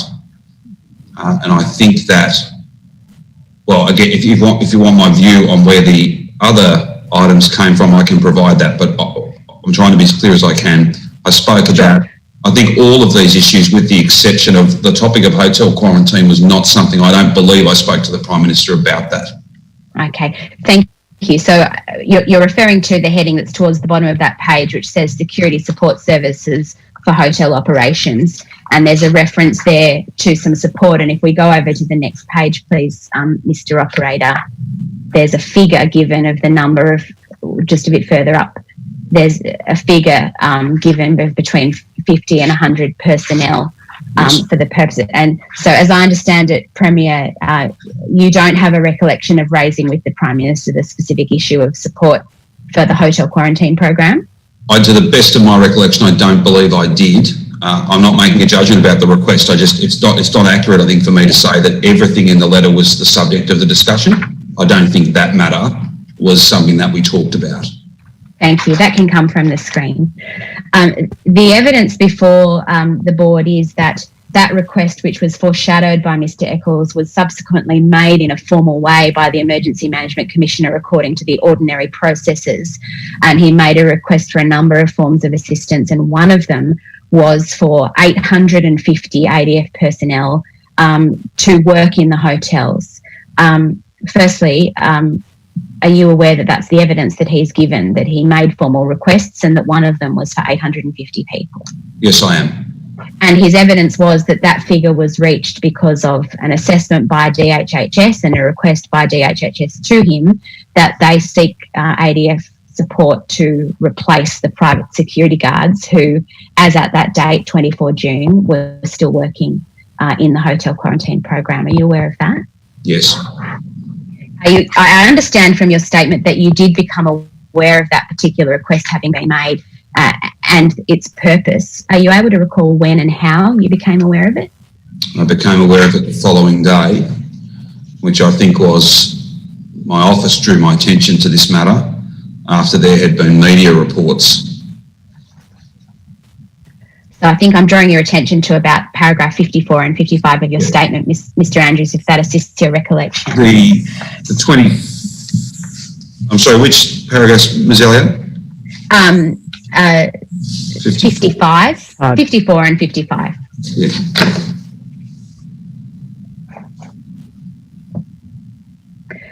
Yes, I became aware the day after. This is the 850 we're referring to, Ms. Elliott, yes? Yes, that's right. I became aware of it the day after the request was made. And you had a view about it, as I understand it. Yes, I did. And what was that view? The program was in the process of being reset. There were, as my statement outlines, there had been outbreaks. There was a need for us to re-examine the model, and the government was actively considering which workforce would be appropriate. The ultimate decision was to have supervision by Corrections Victoria, and it just seemed that there had been a disconnect between a process that was being run by the executive with input from departments and the request that Commissioner Crisp had put in. Although the evidence is that he put in that request at the request of the Department of Health and Human Services. Do you accept that? I couldn't comment on whether that's accurate or otherwise. I have no knowledge of that. Okay. And the evidence before the board is that around about the same time that the request was rescinded, it was granted. So the evidence is that had the request not been rescinded, the services of the 850 ADF members would have been made available to Victoria. Are you aware of that? I'm aware that that is the case. So on or about, well, toward the end of June, they might well have been available. Yes, but the decision was taken that they wouldn't be used because, as you've said, of a decision to reset with a different workforce. Yes. Again, the 850 would have been provided as in-kind support without any financial commitment by Victoria. That's so, isn't it? I understand so, although it's hard to make a judgment about that, Ms. Elliott. As I understand it, this would be a short-term measure or interim measure. I'm not quite sure of the exact wording of the request, but that was my understanding. So your understanding was, and I think the documents support, that to the extent that the ADF personnel were provided for this function, it would have been as an interim matter pending the transfer to a new workforce. Yes, and yes, it is. And I think, and you're correct, I think, to assume that it would be an in-kind arrangement, yes. Yeah. It would still have been useful though, whilst these substantial changes are being made to reset with a different longer term workforce, to avail ourselves of the support that was being offered from the ADF. Do you accept that? Not necessarily, Ms. Elliott. I think that relates to how quickly the reset can be put in place. Many of these ADF members would in fact be reservists or people that were not stationed in Victoria. There would be some time involved. Again, not criticism, but there would be some time involved.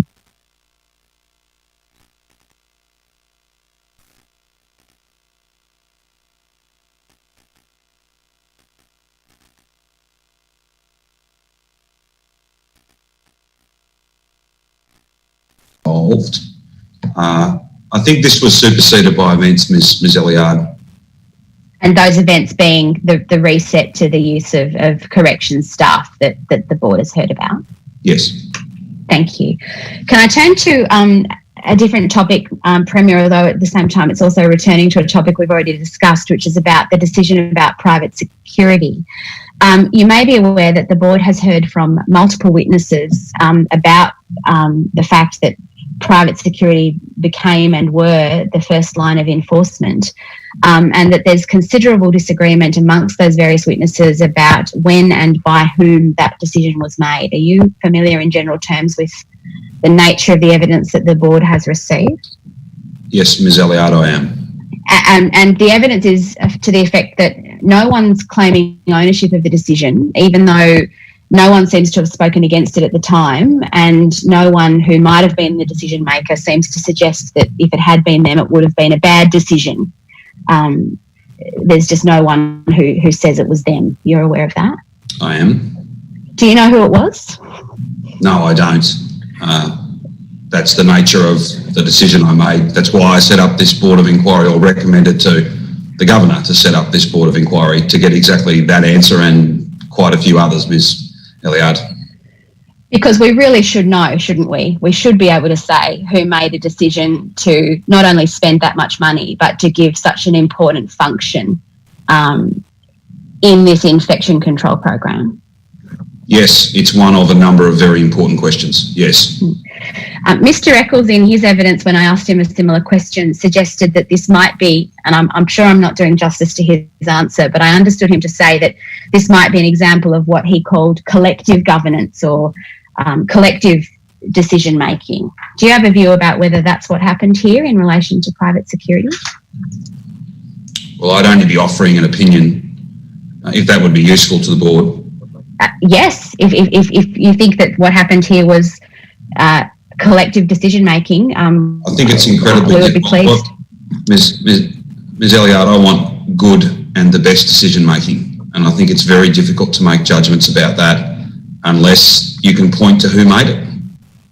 I don't know that this. I don't. My understanding of collective decision making does not remove accountability. It does not remove, for instance, as the chair of the cabinet makes a collective decision, but I have made that decision because I am the chair of that cabinet. If a group of people meet and a decision is made, then a similar formality will be born to those processes, come to those processes as well. That's at least my practical experience from the many, many meetings and different forums that I'm the chair of. I don't think collective decision making makes it harder to determine what body and which people made a judgment, made a decision. That's why those forums have a record of decision and minutes and a degree. They're an authorising environment. So to pick up on your point, Premier, Cabinet's an obvious example of group decision making, but everyone who's there understands that that's what they're doing. They're participating in a group decision making process. That is correct. Yes, that is and correct. they're all able to say afterwards, yeah, I was part of that. I was part of that decision making. Yes, and furthermore, at a subsequent meeting, if the decision were not recorded accurately, if you had a different view, if your participation was not recorded accurately, then you have opportunities to correct the record. There's a formality to that, even though it's collective. So here, assuming that Mr. Eccles' analysis is correct and this was an instance of collective decision making, one would expect those who were part of the collective to know that they were and to be able to identify themselves as part of that decision making. Is that fair? I would certainly hope so. And so, given that would be your hope, it's alarming here, isn't it, that to the extent that it was a collective decision, no one seems to have understood that they were part of it. Yes, it is very disappointing. And would you agree with me that, perhaps to flag another potential explanation that's been offered by a witness, that to the extent that, for example, it turns out that it wasn't really a decision consciously made by anyone, but rather a kind of creeping assumption that formed amongst a group, that would be equally concerning, wouldn't it? Perhaps even greater. Because it would mean that no one had actually turned their mind at all, potentially, to whether or not the use of private security was a good idea, and whether or not the decision that had been made by someone with proper authority. Ms. Elliard, that would, as I said, that would be even more concerning to me, because that's not a decision at all. That's just a series of assumptions. And again, to pick up a point you've just made, whichever it is, creeping assumptions or a collective decision without a collective, we're left with a situation where no one owns the decision for the purposes of following up if it was the right one, and if it wasn't the right one, making necessary changes. Is that fair? Yes, and these are some of the issues, although I stress not in as much detail as the board has looked at it, but these are some of the issues I confronted, which saw me on the 30th advise the governor to appoint the board. I couldn't get answers to these questions either. And may I take it from that last answer, Premier, that you looked for them? To a certain extent, I would not compare my efforts with the examination of hundreds of thousands of pages and many witnesses, but the answers, can I put it to you this way, Ms. Elliard, the answers were not obvious. They were not obvious. Thank you. And another theme that's emerged where there seems to have been a lack of common understanding or a dispute is the board has heard evidence of differing views, both on the front line at hotels and all the way up to the ministerial level, differing views about who was ultimately in charge of and responsible for this program. Are you aware that that's the evidence that the board has received? I am aware of that. So purely by way of example, there's been evidence given by a number of people that it was the Department of Health and Human Services and therefore the Minister of Health who had accountability for the program, but the Minister for Health herself and the Secretary to that department have given evidence that they understood that it was a shared accountability model. Are you aware of that? I am. I could refer you to my statement where I detail my understanding. Indeed. You thought that it was DHHS and Minister Makakos from the 8th of April onwards until the change away to the Department of Justice. That's your view? Yes, although I must add, that's the primary agency, department and therefore minister. But there was, I think it's freely acknowledged, and certainly was acknowledged in my mind, that there was some procurement of hotels and other similar procurement activity that was led by the Department of Jobs, Precincts and Regions, and therefore for those components, Minister Pakula would be accountable for those. Yes, but the documentation that we've looked at, including the Operation Soteria plan that I took you to briefly, although we didn't go to that page, would suggest that, at least on paper, those procurement activities were in the service of an operation that was being run by DHHS. Is that fair? That is correct. I'm sorry, I was only trying to be complete. Yeah. I agree with your first assertion, and my witness statement speaks directly to that about who had primary responsibility and carriage for these matters. Did you see Ms. Peake, who was not just the Secretary to the Department of Health and Human Services, but also appointed by you to take on a mission lead role in the special COVID arrangements?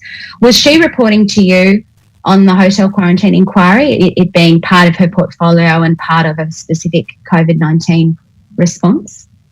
I'm sorry, Ms. Elliard, you think you just asked me whether she was reporting to me about the inquiry? I'm sorry, about the program. Or the program? Yeah. Not the Secretary specifically. I think that we've provided, or so I can certainly confirm, that the Minister would bring to CCC regular updates. So that would have been, that is where I would have been getting regular results, not, I think, with a direct communication between Secretary Peake and myself. But wasn't that one of the functions of the MCC, that the possibility of a direct line of reporting and accountability between you and relevant secretaries? Yes, it is, but it doesn't necessarily mean that every matter would come forward via that chain, or that link rather. Some would be secretary to the secretary of my department, and other matters would again be a bit superseded by the fact that they were coming to the Crisis Council of Cabinet, which is where regular updates came forward under the health portfolio and the Minister for Health's signature. Does it concern you, Premier, that the Secretary of the Department and the Minister who you've given evidence you saw as having accountability seem to have not seen themselves as having accountability in the same way? Yes. There shouldn't be any degree of confusion about this, should there? Either at the Minister or Secretary level or all the way down to the front desk at the hotel. There should be none. When one considers, firstly, that this was meant to be Victoria's contribution to a national response to prevent infections reaching Australia from overseas, there shouldn't be any confusion. Yes, there should be none. And there should be no confusion given the very substantial demands being placed on those who were in the program. There should be no confusion at any level about who's responsible for their welfare and for ensuring their safety while they're effectively in the government's care. No, it should be very clear. Yeah. And again, thinking about the fact that this quarantine program was set up to be a first line of defence against the arrival of infections from overseas, there's no place at all for confusion, whether in a hotel or in upper management, about where accountability and responsibility lie. No, there is no room for that. Yeah. Bearing in mind, as we discussed earlier, that this whole program involved an assumption of risk and responsibility for managing risk by the government that would otherwise have remained with individuals who were quarantining at home. Yes.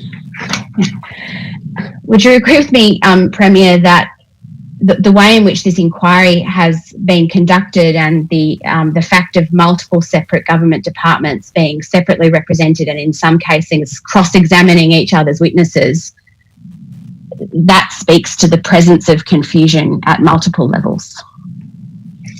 Ms. Elliott, this is the first appearance I've made at an inquiry like this. I'm not a lawyer. I don't know that I could speak to whether that's a good, bad or indifferent thing. My understanding was that those arrangements are business as usual arrangements and are a feature. They have been for a long time. That was at least my understanding.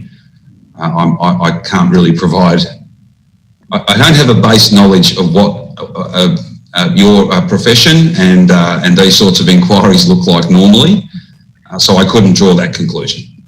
So if I was to put to you, Premier, that it's not usually the case that separate departments are separately represented and cross-examine each other when there are inquiries of this kind, you wouldn't feel able to proffer an opinion on that. Well, that's for the reasons that you've outlined. Ms. Elliott, that's certainly different to my understanding. But if you put that to me, and I will assume that that's accurate, and then I might be able to answer your question if you put it to me again. Yeah, sure. Well, presume for the sake of the question, Mr. Andrews, that it's not usually the case that multiple government departments who've had a role in a matter under investigation are separately represented in the way that multiple departments have been separately represented in this proceeding. Assume from me that it's somewhat unusual. I'm inviting you to respond to my proposition that the fact that that's been seen by those departments to be necessary, it's not a criticism of them for taking that option, but the fact that it seems to have been seen by them to be necessary itself speaks, does it not, to there being different views and confusion within or amongst agencies about aspects of this program. I think it could be read to mean that, yes. That wouldn't be an unreasonable conclusion to draw. Whether it were accurate or not, I can't speak to that. But yeah. And the fact that in particular representatives of some departments have, and I'm not suggesting that it was improper, but the fact that representatives of some departments have found it necessary to cross-examine representatives, witnesses representing other departments and put to them matters that are plainly in controversy between two or more departments, well, that's evidence itself, isn't it, that although there shouldn't have been confusion, there was. Well, in this program. Perhaps, Ms. Elliott, if I can answer you this way, leaving the cross-examination and legal practice out of it, the fact that there's not agreement between agencies and departments is not desirable in any way. Premier, you've been quoted recently, I think, as, and I'm going to be paraphrasing you, so please correct me if I've paraphrased you poorly, but you've been quoted as saying recently that mistakes were made in the program and that those mistakes are unacceptable to you. Those weren't your exact words, but do you recall making remarks to that effect, perhaps in the last week or so? Yes. What mistakes were you referring to? I'm referring to the fact that this was a program designed to stop this wildly infectious virus seeding from return travellers into the Victorian community. That has clearly happened, and that is clearly a failure, and that is clearly the product of at least one error and perhaps multiple errors. I'm not in a position to be able to detail individual errors or mistakes or deficiencies. That is rightly the province of this board. But I'm referring, I think, in more aggregate terms, it was supposed to contain the virus. It didn't. Therefore, something has gone wrong. I'm basically waiting for this inquiry to provide me with some insights into that. So you don't yourself have a view on what went wrong? No, I think I don't have a view. What's more, I don't know that it's appropriate, if I can say, Ms. Elliard, for me to establish an inquiry and then seek to run an inquiry myself. I'm very respectful of this process, and you've looked through 200,000 pages of 200,000 pages of different documents. You've heard from many, many witnesses. I'm not in a position to do that sort of work, so that's why we set this process up. Are you aware of a view within your government about what the mistakes were, what the more precise mistakes were? Not specifically. There may be many different views in the broader Victorian community. I wouldn't doubt that, given the seriousness and the significance of these issues. But I want the answers that we all need, and I think the board has a critical role to play in that. Okay. Can I ask you to look at this document, please, Premier? And I'm going to call for, it's a document prepared for a meeting of the Crisis Council of Cabinet that was the 27th of June. The date's not on the document I'm going to show you, but we know that it's that date from the red that accompanies it. The document is dpc.001.0001.0463, please, Mr. Operator. And once we get there, could we go through to page 0464?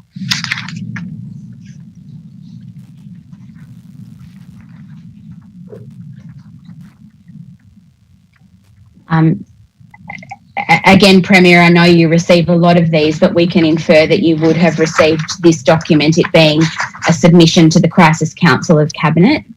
Yes, and the red that accompanied it that you just referred to. Yes, and perhaps as a matter of fairness, could we go to the first page, please, Mr. Operator, so that I can show the Premier the heading. Thank you. The submission title is Alternative Supervision Model for the COVID-19 Hotel Quarantine. And thinking about timing, this is the 27th of June. We talked a little earlier about arrangements that you understood were in train at the time of the ADF request on the 24th and 25th of June. I take it that these were the arrangements that you had in mind when you talked about the potential for a reset? Yes. Yes, thank you. If we could now go to the second page, please. There's a heading, Key Issues. Yes. And under the head, there's a number of issues that are identified, but then further down the page at paragraph 6, there's a heading in bold.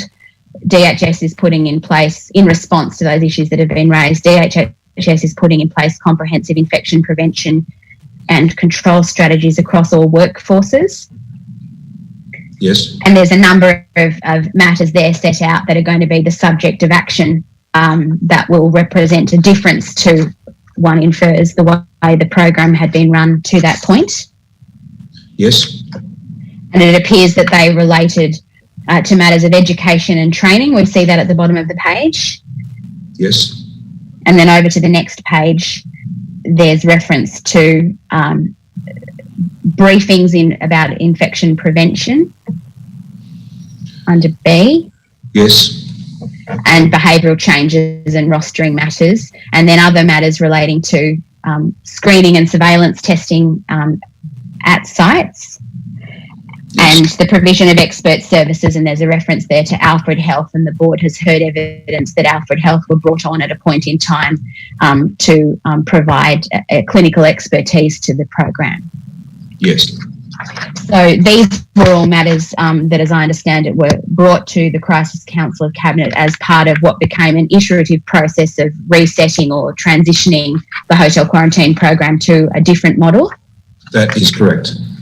And one can assume that all of those matters that were proposed in the submission found favour with the Crisis Council and were put into effect. Yes. Thank you. That can come from the screen. Could we now go to a different document? I'm drawing you now, Premier, to a document of a similar kind, and the date is the 9th of July. Again, we know that from the red, but I'll take you to the substantive submission. DPC.0012.0001.0532.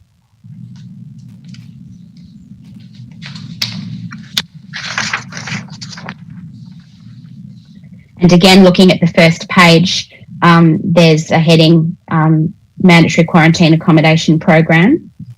Yes. You see that? And we see, if we zero in, please, Mr. Operator, on the recommendations, that the Crisis Council was being asked to approve the transfer of accountability from the Minister for Health to the Attorney General. Yes. And if we go over to the third page, please, Mr. Operator, there's a number of matters referred to under a heading of key issues. Yes. And you will have seen this at the time, Premier, and if we look at that document, and please take the time that you want to read it, there's a number of matters set out there that are going to be part of the approach that's followed along with the transfer of accountability to the Attorney General. Yes, that's correct. Thank you very much. That can come. And again, we take it that those changes were implemented. They were considered by the Crisis Council to be appropriate matters to put in place. Yes.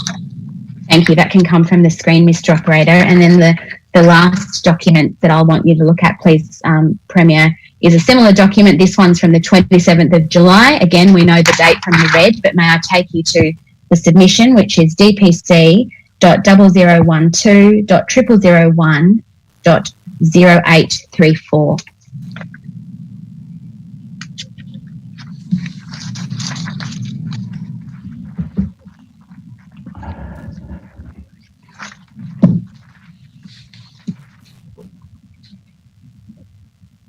Whenever there's a delay, I think I might have made a mistake in the numbering, for which I apologise. DPC.0012.0001.0834, please, Mr. Operator. The Cabinet in Confidence document of the 27th of July.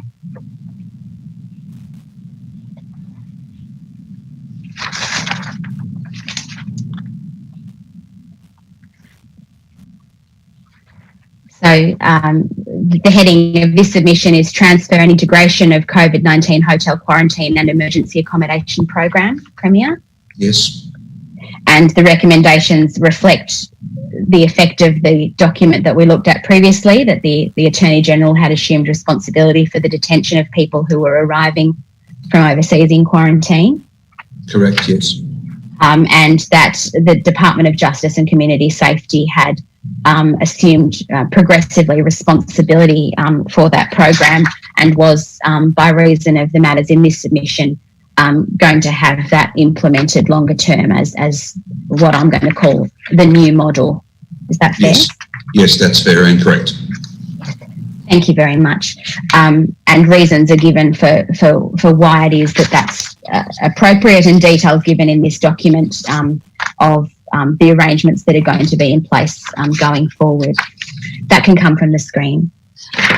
So, Premier, I want to put to you that the net effect of those three stages that we've looked at, the 27th of June, the 9th of July, and then the 27th of July, is pretty clear evidence that, in fact, the government did identify relevant aspects of the program that had created the opportunity for problems, and in particular for the outbreaks that occurred.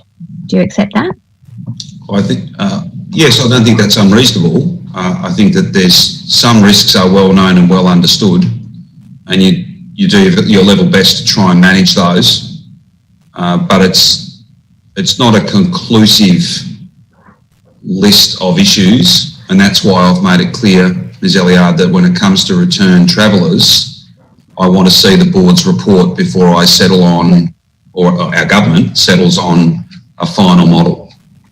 Firstly, I want to submit to you that what clearly emerges from those documents and the decisions that the government has taken since late June is the recognition that there needs to be a much greater focus on clinical matters and greater involvement of medical clinical expertise. Do you agree with that? Yes. Secondly, the documentation indicates the need for an appropriate workforce, a workforce with the skill sets and supports that make them the right ones for the jobs that need to be done in hotel quarantine. Do you accept that? Yes. And thirdly, those documents reflect a recognition within government that there's a need for a clear line of control and the actual active exercise of that control by whoever has been nominated as the one in charge. Yes. So isn't that the answer? Isn't that what went wrong? The absence of those three things? Well, the absence of those things and potentially other factors may well have contributed to this. I'm happy, if it's useful to the board, for me to provide commentary. I'm happy to do that, but I think that all of those matters, at least all of those matters, and potentially others that are not necessarily apparent to me and the government, may well have contributed to the fact that a program designed to contain the virus did not contain the virus. But again, I would just stress, Ms. Elliard, I want to be helpful, but I also want to see the report that this board of inquiry will hand down, because I think you have a much deeper understanding of these matters than what we do. And it's perhaps a foolish question, Premier, but you've indicated in your evidence the reasons why you've set up the inquiry. I take it you'd agree that it's a matter of great concern that such an inquiry has been necessary. It's not a foolish question at all, Ms. Elliard. It is the need to have an inquiry, the reality that what has gone on here, there is no complete picture without an inquiry, is not only disappointing, it is unacceptable. Thank you, Premier. Madam Chair, those are the questions that I have for the Premier. I note the time, but I also am aware of only one application for leave to cross-examine, which I'm told, if it is granted, wouldn't take very long. So I'm in the board's hands about whether we take a break, and in the Premier's hands as well if a break is needed. We've been going a while, but if we're going on, I'll call on Mr. Moses to make his application and perhaps identify those parts of it which are persisted with, given the evidence that's already been given. So first, give me an indication of what your application is, Mr. Moses, and how long it's likely to take. It's only now in relation to two issues because the matters covered by my learned friend. The first relates to information which was provided to the Premier as to what caused the outbreaks at the Ridges on the 26th of May and the Stanford on the 17th of June 2020 in the period leading up to the 1st of July 2020 when he made some public statements about that issue. That's the first issue, because that's important to find out who was telling him information about security firms. The second issue is what steps, if any, did the Premier take himself to ascertain the truth or accuracy of the information that was being provided to him that led him to make public statements concerning security firms and guards on the 1st of July 2020. Those are the two issues. My friend has covered all the other issues. All right. So would I be right in assessing, Mr. Moses, that we're talking a matter of minutes? We're talking about 15 minutes, 20 minutes maximum, Madam Chair. Could be less. Mr. O'Mara, do you want to be heard on that application? Yes, if I might be, Madam Chair. The first point sounds more like it's directed to the Premier's appearance as a witness and how you might assess his evidence, rather than something that's likely to assist you, Madam Chair, in determining matters. We understand the practice note does not permit this kind of cross-examination that might be in the trade called cross-examination as to credit. And that sounds like that's the subject of the first matter. The second matter, inquiring into the inquiries that the Premier made before establishing the board, sounds like it's unlikely to assist you, Madam Chair, in making findings in the matter. It's not possible really to see what the relevance of those matters are or might be. Madam Chair, if I could just respond briefly. My learned friend may not be aware of this, but on the 30th of June, the Premier announced the establishment of an inquiry. But on the 1st of July, in an interview with Lee Sales on the ABC 7:30 program, he stated, "We have some very clear suspicions about what's gone on here." I'm entitled to ask him, because he made a number of statements concerning that issue, as to where he got that information from, and what steps he took to test the accuracy of that information, and whether in fact what he should have been doing is testing the people who gave him the information as to what the hell had gone on in respect of infection control measures at these hotels. So a friend may not be aware of it, but there is a statement that the Premier made on the 1st of July in which a representation was made. We're entitled to ask him about that issue. So you haven't grappled with the objection that's being made, though, Mr. Moses, by Mr. O'Meara, which it's not a matter of credit. It's not a matter of credit, Madam Chair. He's misunderstood the issue. The issue goes directly to a statement made by the Premier on the 1st of July, in which he made a representation. We have some very clear suspicions about what's gone on here.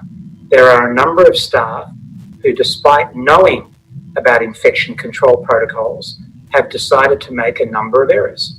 Now, we're entitled to find out where he got that information from, because part of your remit is to ascertain whether there's been any duck shoving that's gone on here by the government, by blaming others for their failures. Now, who gave him that information and what steps were taken to test it? That is a very serious issue when you've had public reports made based on statements that private security guards were in effect to blame for what's gone on here. Now, we're entitled to know, where did he get that information from? If he can't recall, that's fine. But it's on the public record. It's not a secret. He said it, and he said it after he announced the establishment of this inquiry. So it's a very simple question. If he doesn't know, he doesn't know. But this is a very serious issue when a lot of the answers that have been given to this inquiry is people don't know. Well, that's fine. But somebody knew something because the Premier of the state said something. And that is a very important issue when it comes to ensuring that accurate information is provided. I'm assuming rather than just to short circuit this process, Mr. Moses, that what you're indicating is that rather than it going to the to an issue of credit with respect to this witness, that it goes to an issue of reputational damage with respect to your client. Correct. And also, and importantly also, where this information came from, because it's quite a serious issue for such a representation to be made by the Premier of a state that they've got suspicions about what's gone on here, because you've had no evidence led before you in this inquiry by anybody representing the Crown in any of their emanations on what is said to be that suspicion. People have been asked. All right. I'm going to allow you to ask that question, Mr. Moses, and we'll come to the second part of it, depending on what the answer is to the first part. Thank you. Madam Chair, first of all, Counsel Assisting correctly asked whether Mr. Andrews wanted to have a break before the commencement. I don't know whether that's been asked of Mr. Andrews. Mr. Andrews, I'm not sure whether, Premier, I'm sorry, I'm not sure whether or not you appreciate what's happening. Mr. Moses is the only party of the considerable range of parties that are at this virtual bar table who's seeking the opportunity to ask some further questions of you. He's indicating to me that he thinks he'll be about 15 or 20 minutes. It's 25 to 5 now. We normally try and finish the afternoon sittings by at least about 4:15. So we're running over time. We could take a 15-minute break now and give you a break, or we could continue. So my inquiry of you is whether or not you're content to continue now or prefer a short break. Madam Chair, I'm content to continue and given the lateness of the hour. Thank you. Thank you, Madam Chair. If the witness could be shown, come on the screen, the document which is USG 0001 0016 0001, which is the interview with Lee Sales on the ABC 7:30 program on the 1st of July 2020. And it's on page 1 of the document, and you'll see, Mr. Andrews, it's the second time you appear on that page.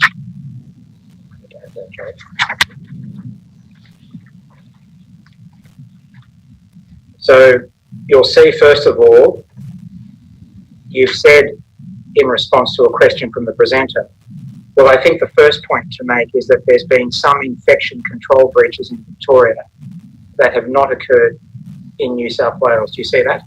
Yes, I do, Mr. Moses. Yes, thank you. And if the operator could then take us to page 2, which is the second time that you appear on that page. And what you see there in what's attributed to you, it's recorded that you said this in the 3rd paragraph. We have some very clear suspicions about what's gone on here.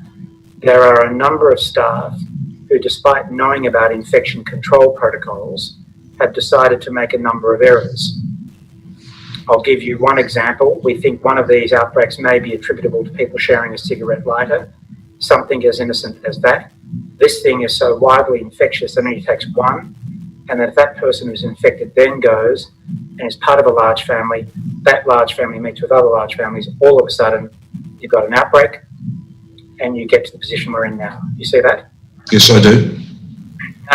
Mr. Andrews, in relation to your statement to Ms. Sales that we have some very clear suspicions about what's gone on here. There are a number of staff who, despite knowing about infection control protocols, have decided to make a number of errors.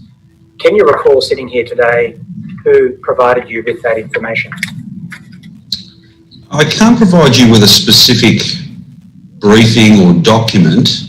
I could speak to my usual practice when drawing such conclusions in relation to the virus, Mr. Moses, if that would help.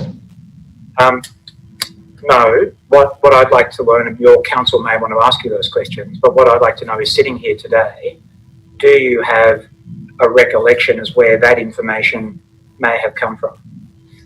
My only recollection is that will not, I think, have come from one single source, Mr. Moses. It will have come from multiple sources as a result of contact tracing, chains of transmission, and other information that is provided to me on a routine basis, much of which we don't identify to an individual for obvious privacy reasons. I can't provide you with a name.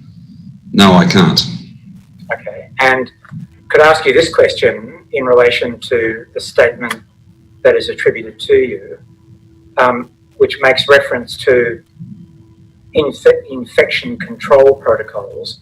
Do you know, sitting here today, what infection control protocols were in place at the Ridges Hotel where COVID-19 positive guests were being held? I'm sorry, Mr. Moses. What is your exact question? Well, the question relates to the statement you said on the 1st of July. There are a number of staff who, despite knowing about infection control protocols, have decided to make a number of errors. sitting here today, Mr. Andrews, can you recall what infection control protocols you were referring to when you made that statement to Ms. Sales? I'm not an infection control expert, Mr. Moses, but when a virus gets out of a contained environment, I don't think it an unreasonable conclusion to think that there has been an infection control breach. Well, Mr. Andrews, you've told us that you're not an infection control expert, No, I'm correct? not. But I am able to make reasonable assumptions, I would have thought. But the answer is no, Mr. Moses. I cannot detail for you in precise terms the infection control protocols that were or weren't in a particular hotel on a particular day. And do you accept the proposition that when making statements to the public about what has potentially occurred in relation to the outbreaks in May, June this year, you would be careful not to cast aspersions as to who was to blame without having a proper basis for it, correct? I would accept that, yes. And the reason why that is important is so that false information is not spread within the community as to how the outbreak occurred, correct? It's my expectation that I am accurate and fair in all of my public comments, Mr. Moses. Yes. And it's important also to ensure that persons are not blamed for causing the outbreak in breach of infection control procedures unless that conduct has actually occurred, correct? I think that's fair, yes. And as Council Sisting has taken you to, you in November 2018, of course, October 2018, set up the review into private security in Victoria, correct? Yes. And the reason you did that was in order to ensure that workers were paid properly and fairly, because you were concerned that they are amongst the most lowly paid workers, correct? Correct. Yes. And you wanted to ensure, of course, that those workers who are amongst the most marginalised because they undertake casual work were treated fairly, correct? Yes. Yes. And can we assume that in respect of your views as set out in this transcript that I've taken you to, these were views that you formed based on information that you were told rather than anything you know firsthand, correct? That's correct, yes. Yes, that's correct, Mr. Moses. Yes, thank you. And when did you find out about the outbreaks at the Ridges Hotel in May? I would have been informed on or about the time the outbreak became clear via testing, tracing, and the normal work that I am briefed on routinely and that I report to the public daily. Thank you. And can you tell us this? After you made the statement to Ms. Sales on the 1st of July 2020, did you have any conversations with Ms. Peake, who Council Sisting has told us was reporting to you, as to how this outbreak occurred? Not that I specifically recall. No detailed conversation directly with her, no. Thank you. And do you know whether anybody briefed you after the 1st of July about what, in fact, infection control protocols had been put in place by the Department of Health and Human Services at the Ridges? Specifically at the Ridges, Mr. Moses? Correct. No, I couldn't attest to that. I couldn't recall that level of detail, no. Okay, thank you. I've no further questions of Mr. Andrews. Thank you, sir. Thanks, Mr. Moses. Thank you, Mr. Madam O'Mara, Chair. I'm sorry, Ms. Aliad. I was just going to ask Mr. O'Mara if there were any matters that he wished to put to his client.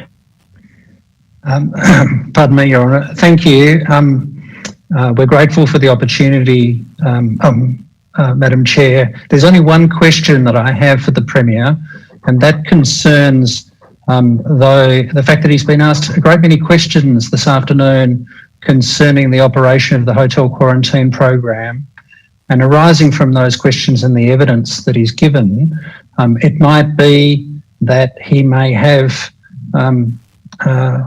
some perhaps reflections concerning the operation of the program. And if that would assist you, Madam Chair, I'd seek to ask him whether he would give you the benefit personally of his personal reflection.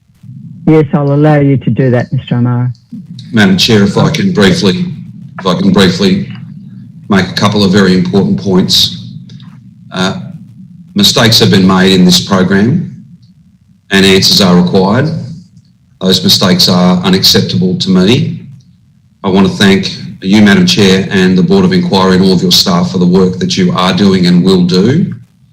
I want to make it very clear to each and every member of the Victorian community that I am sorry for what has occurred here. And I want to issue an unreserved apology to all Victorians.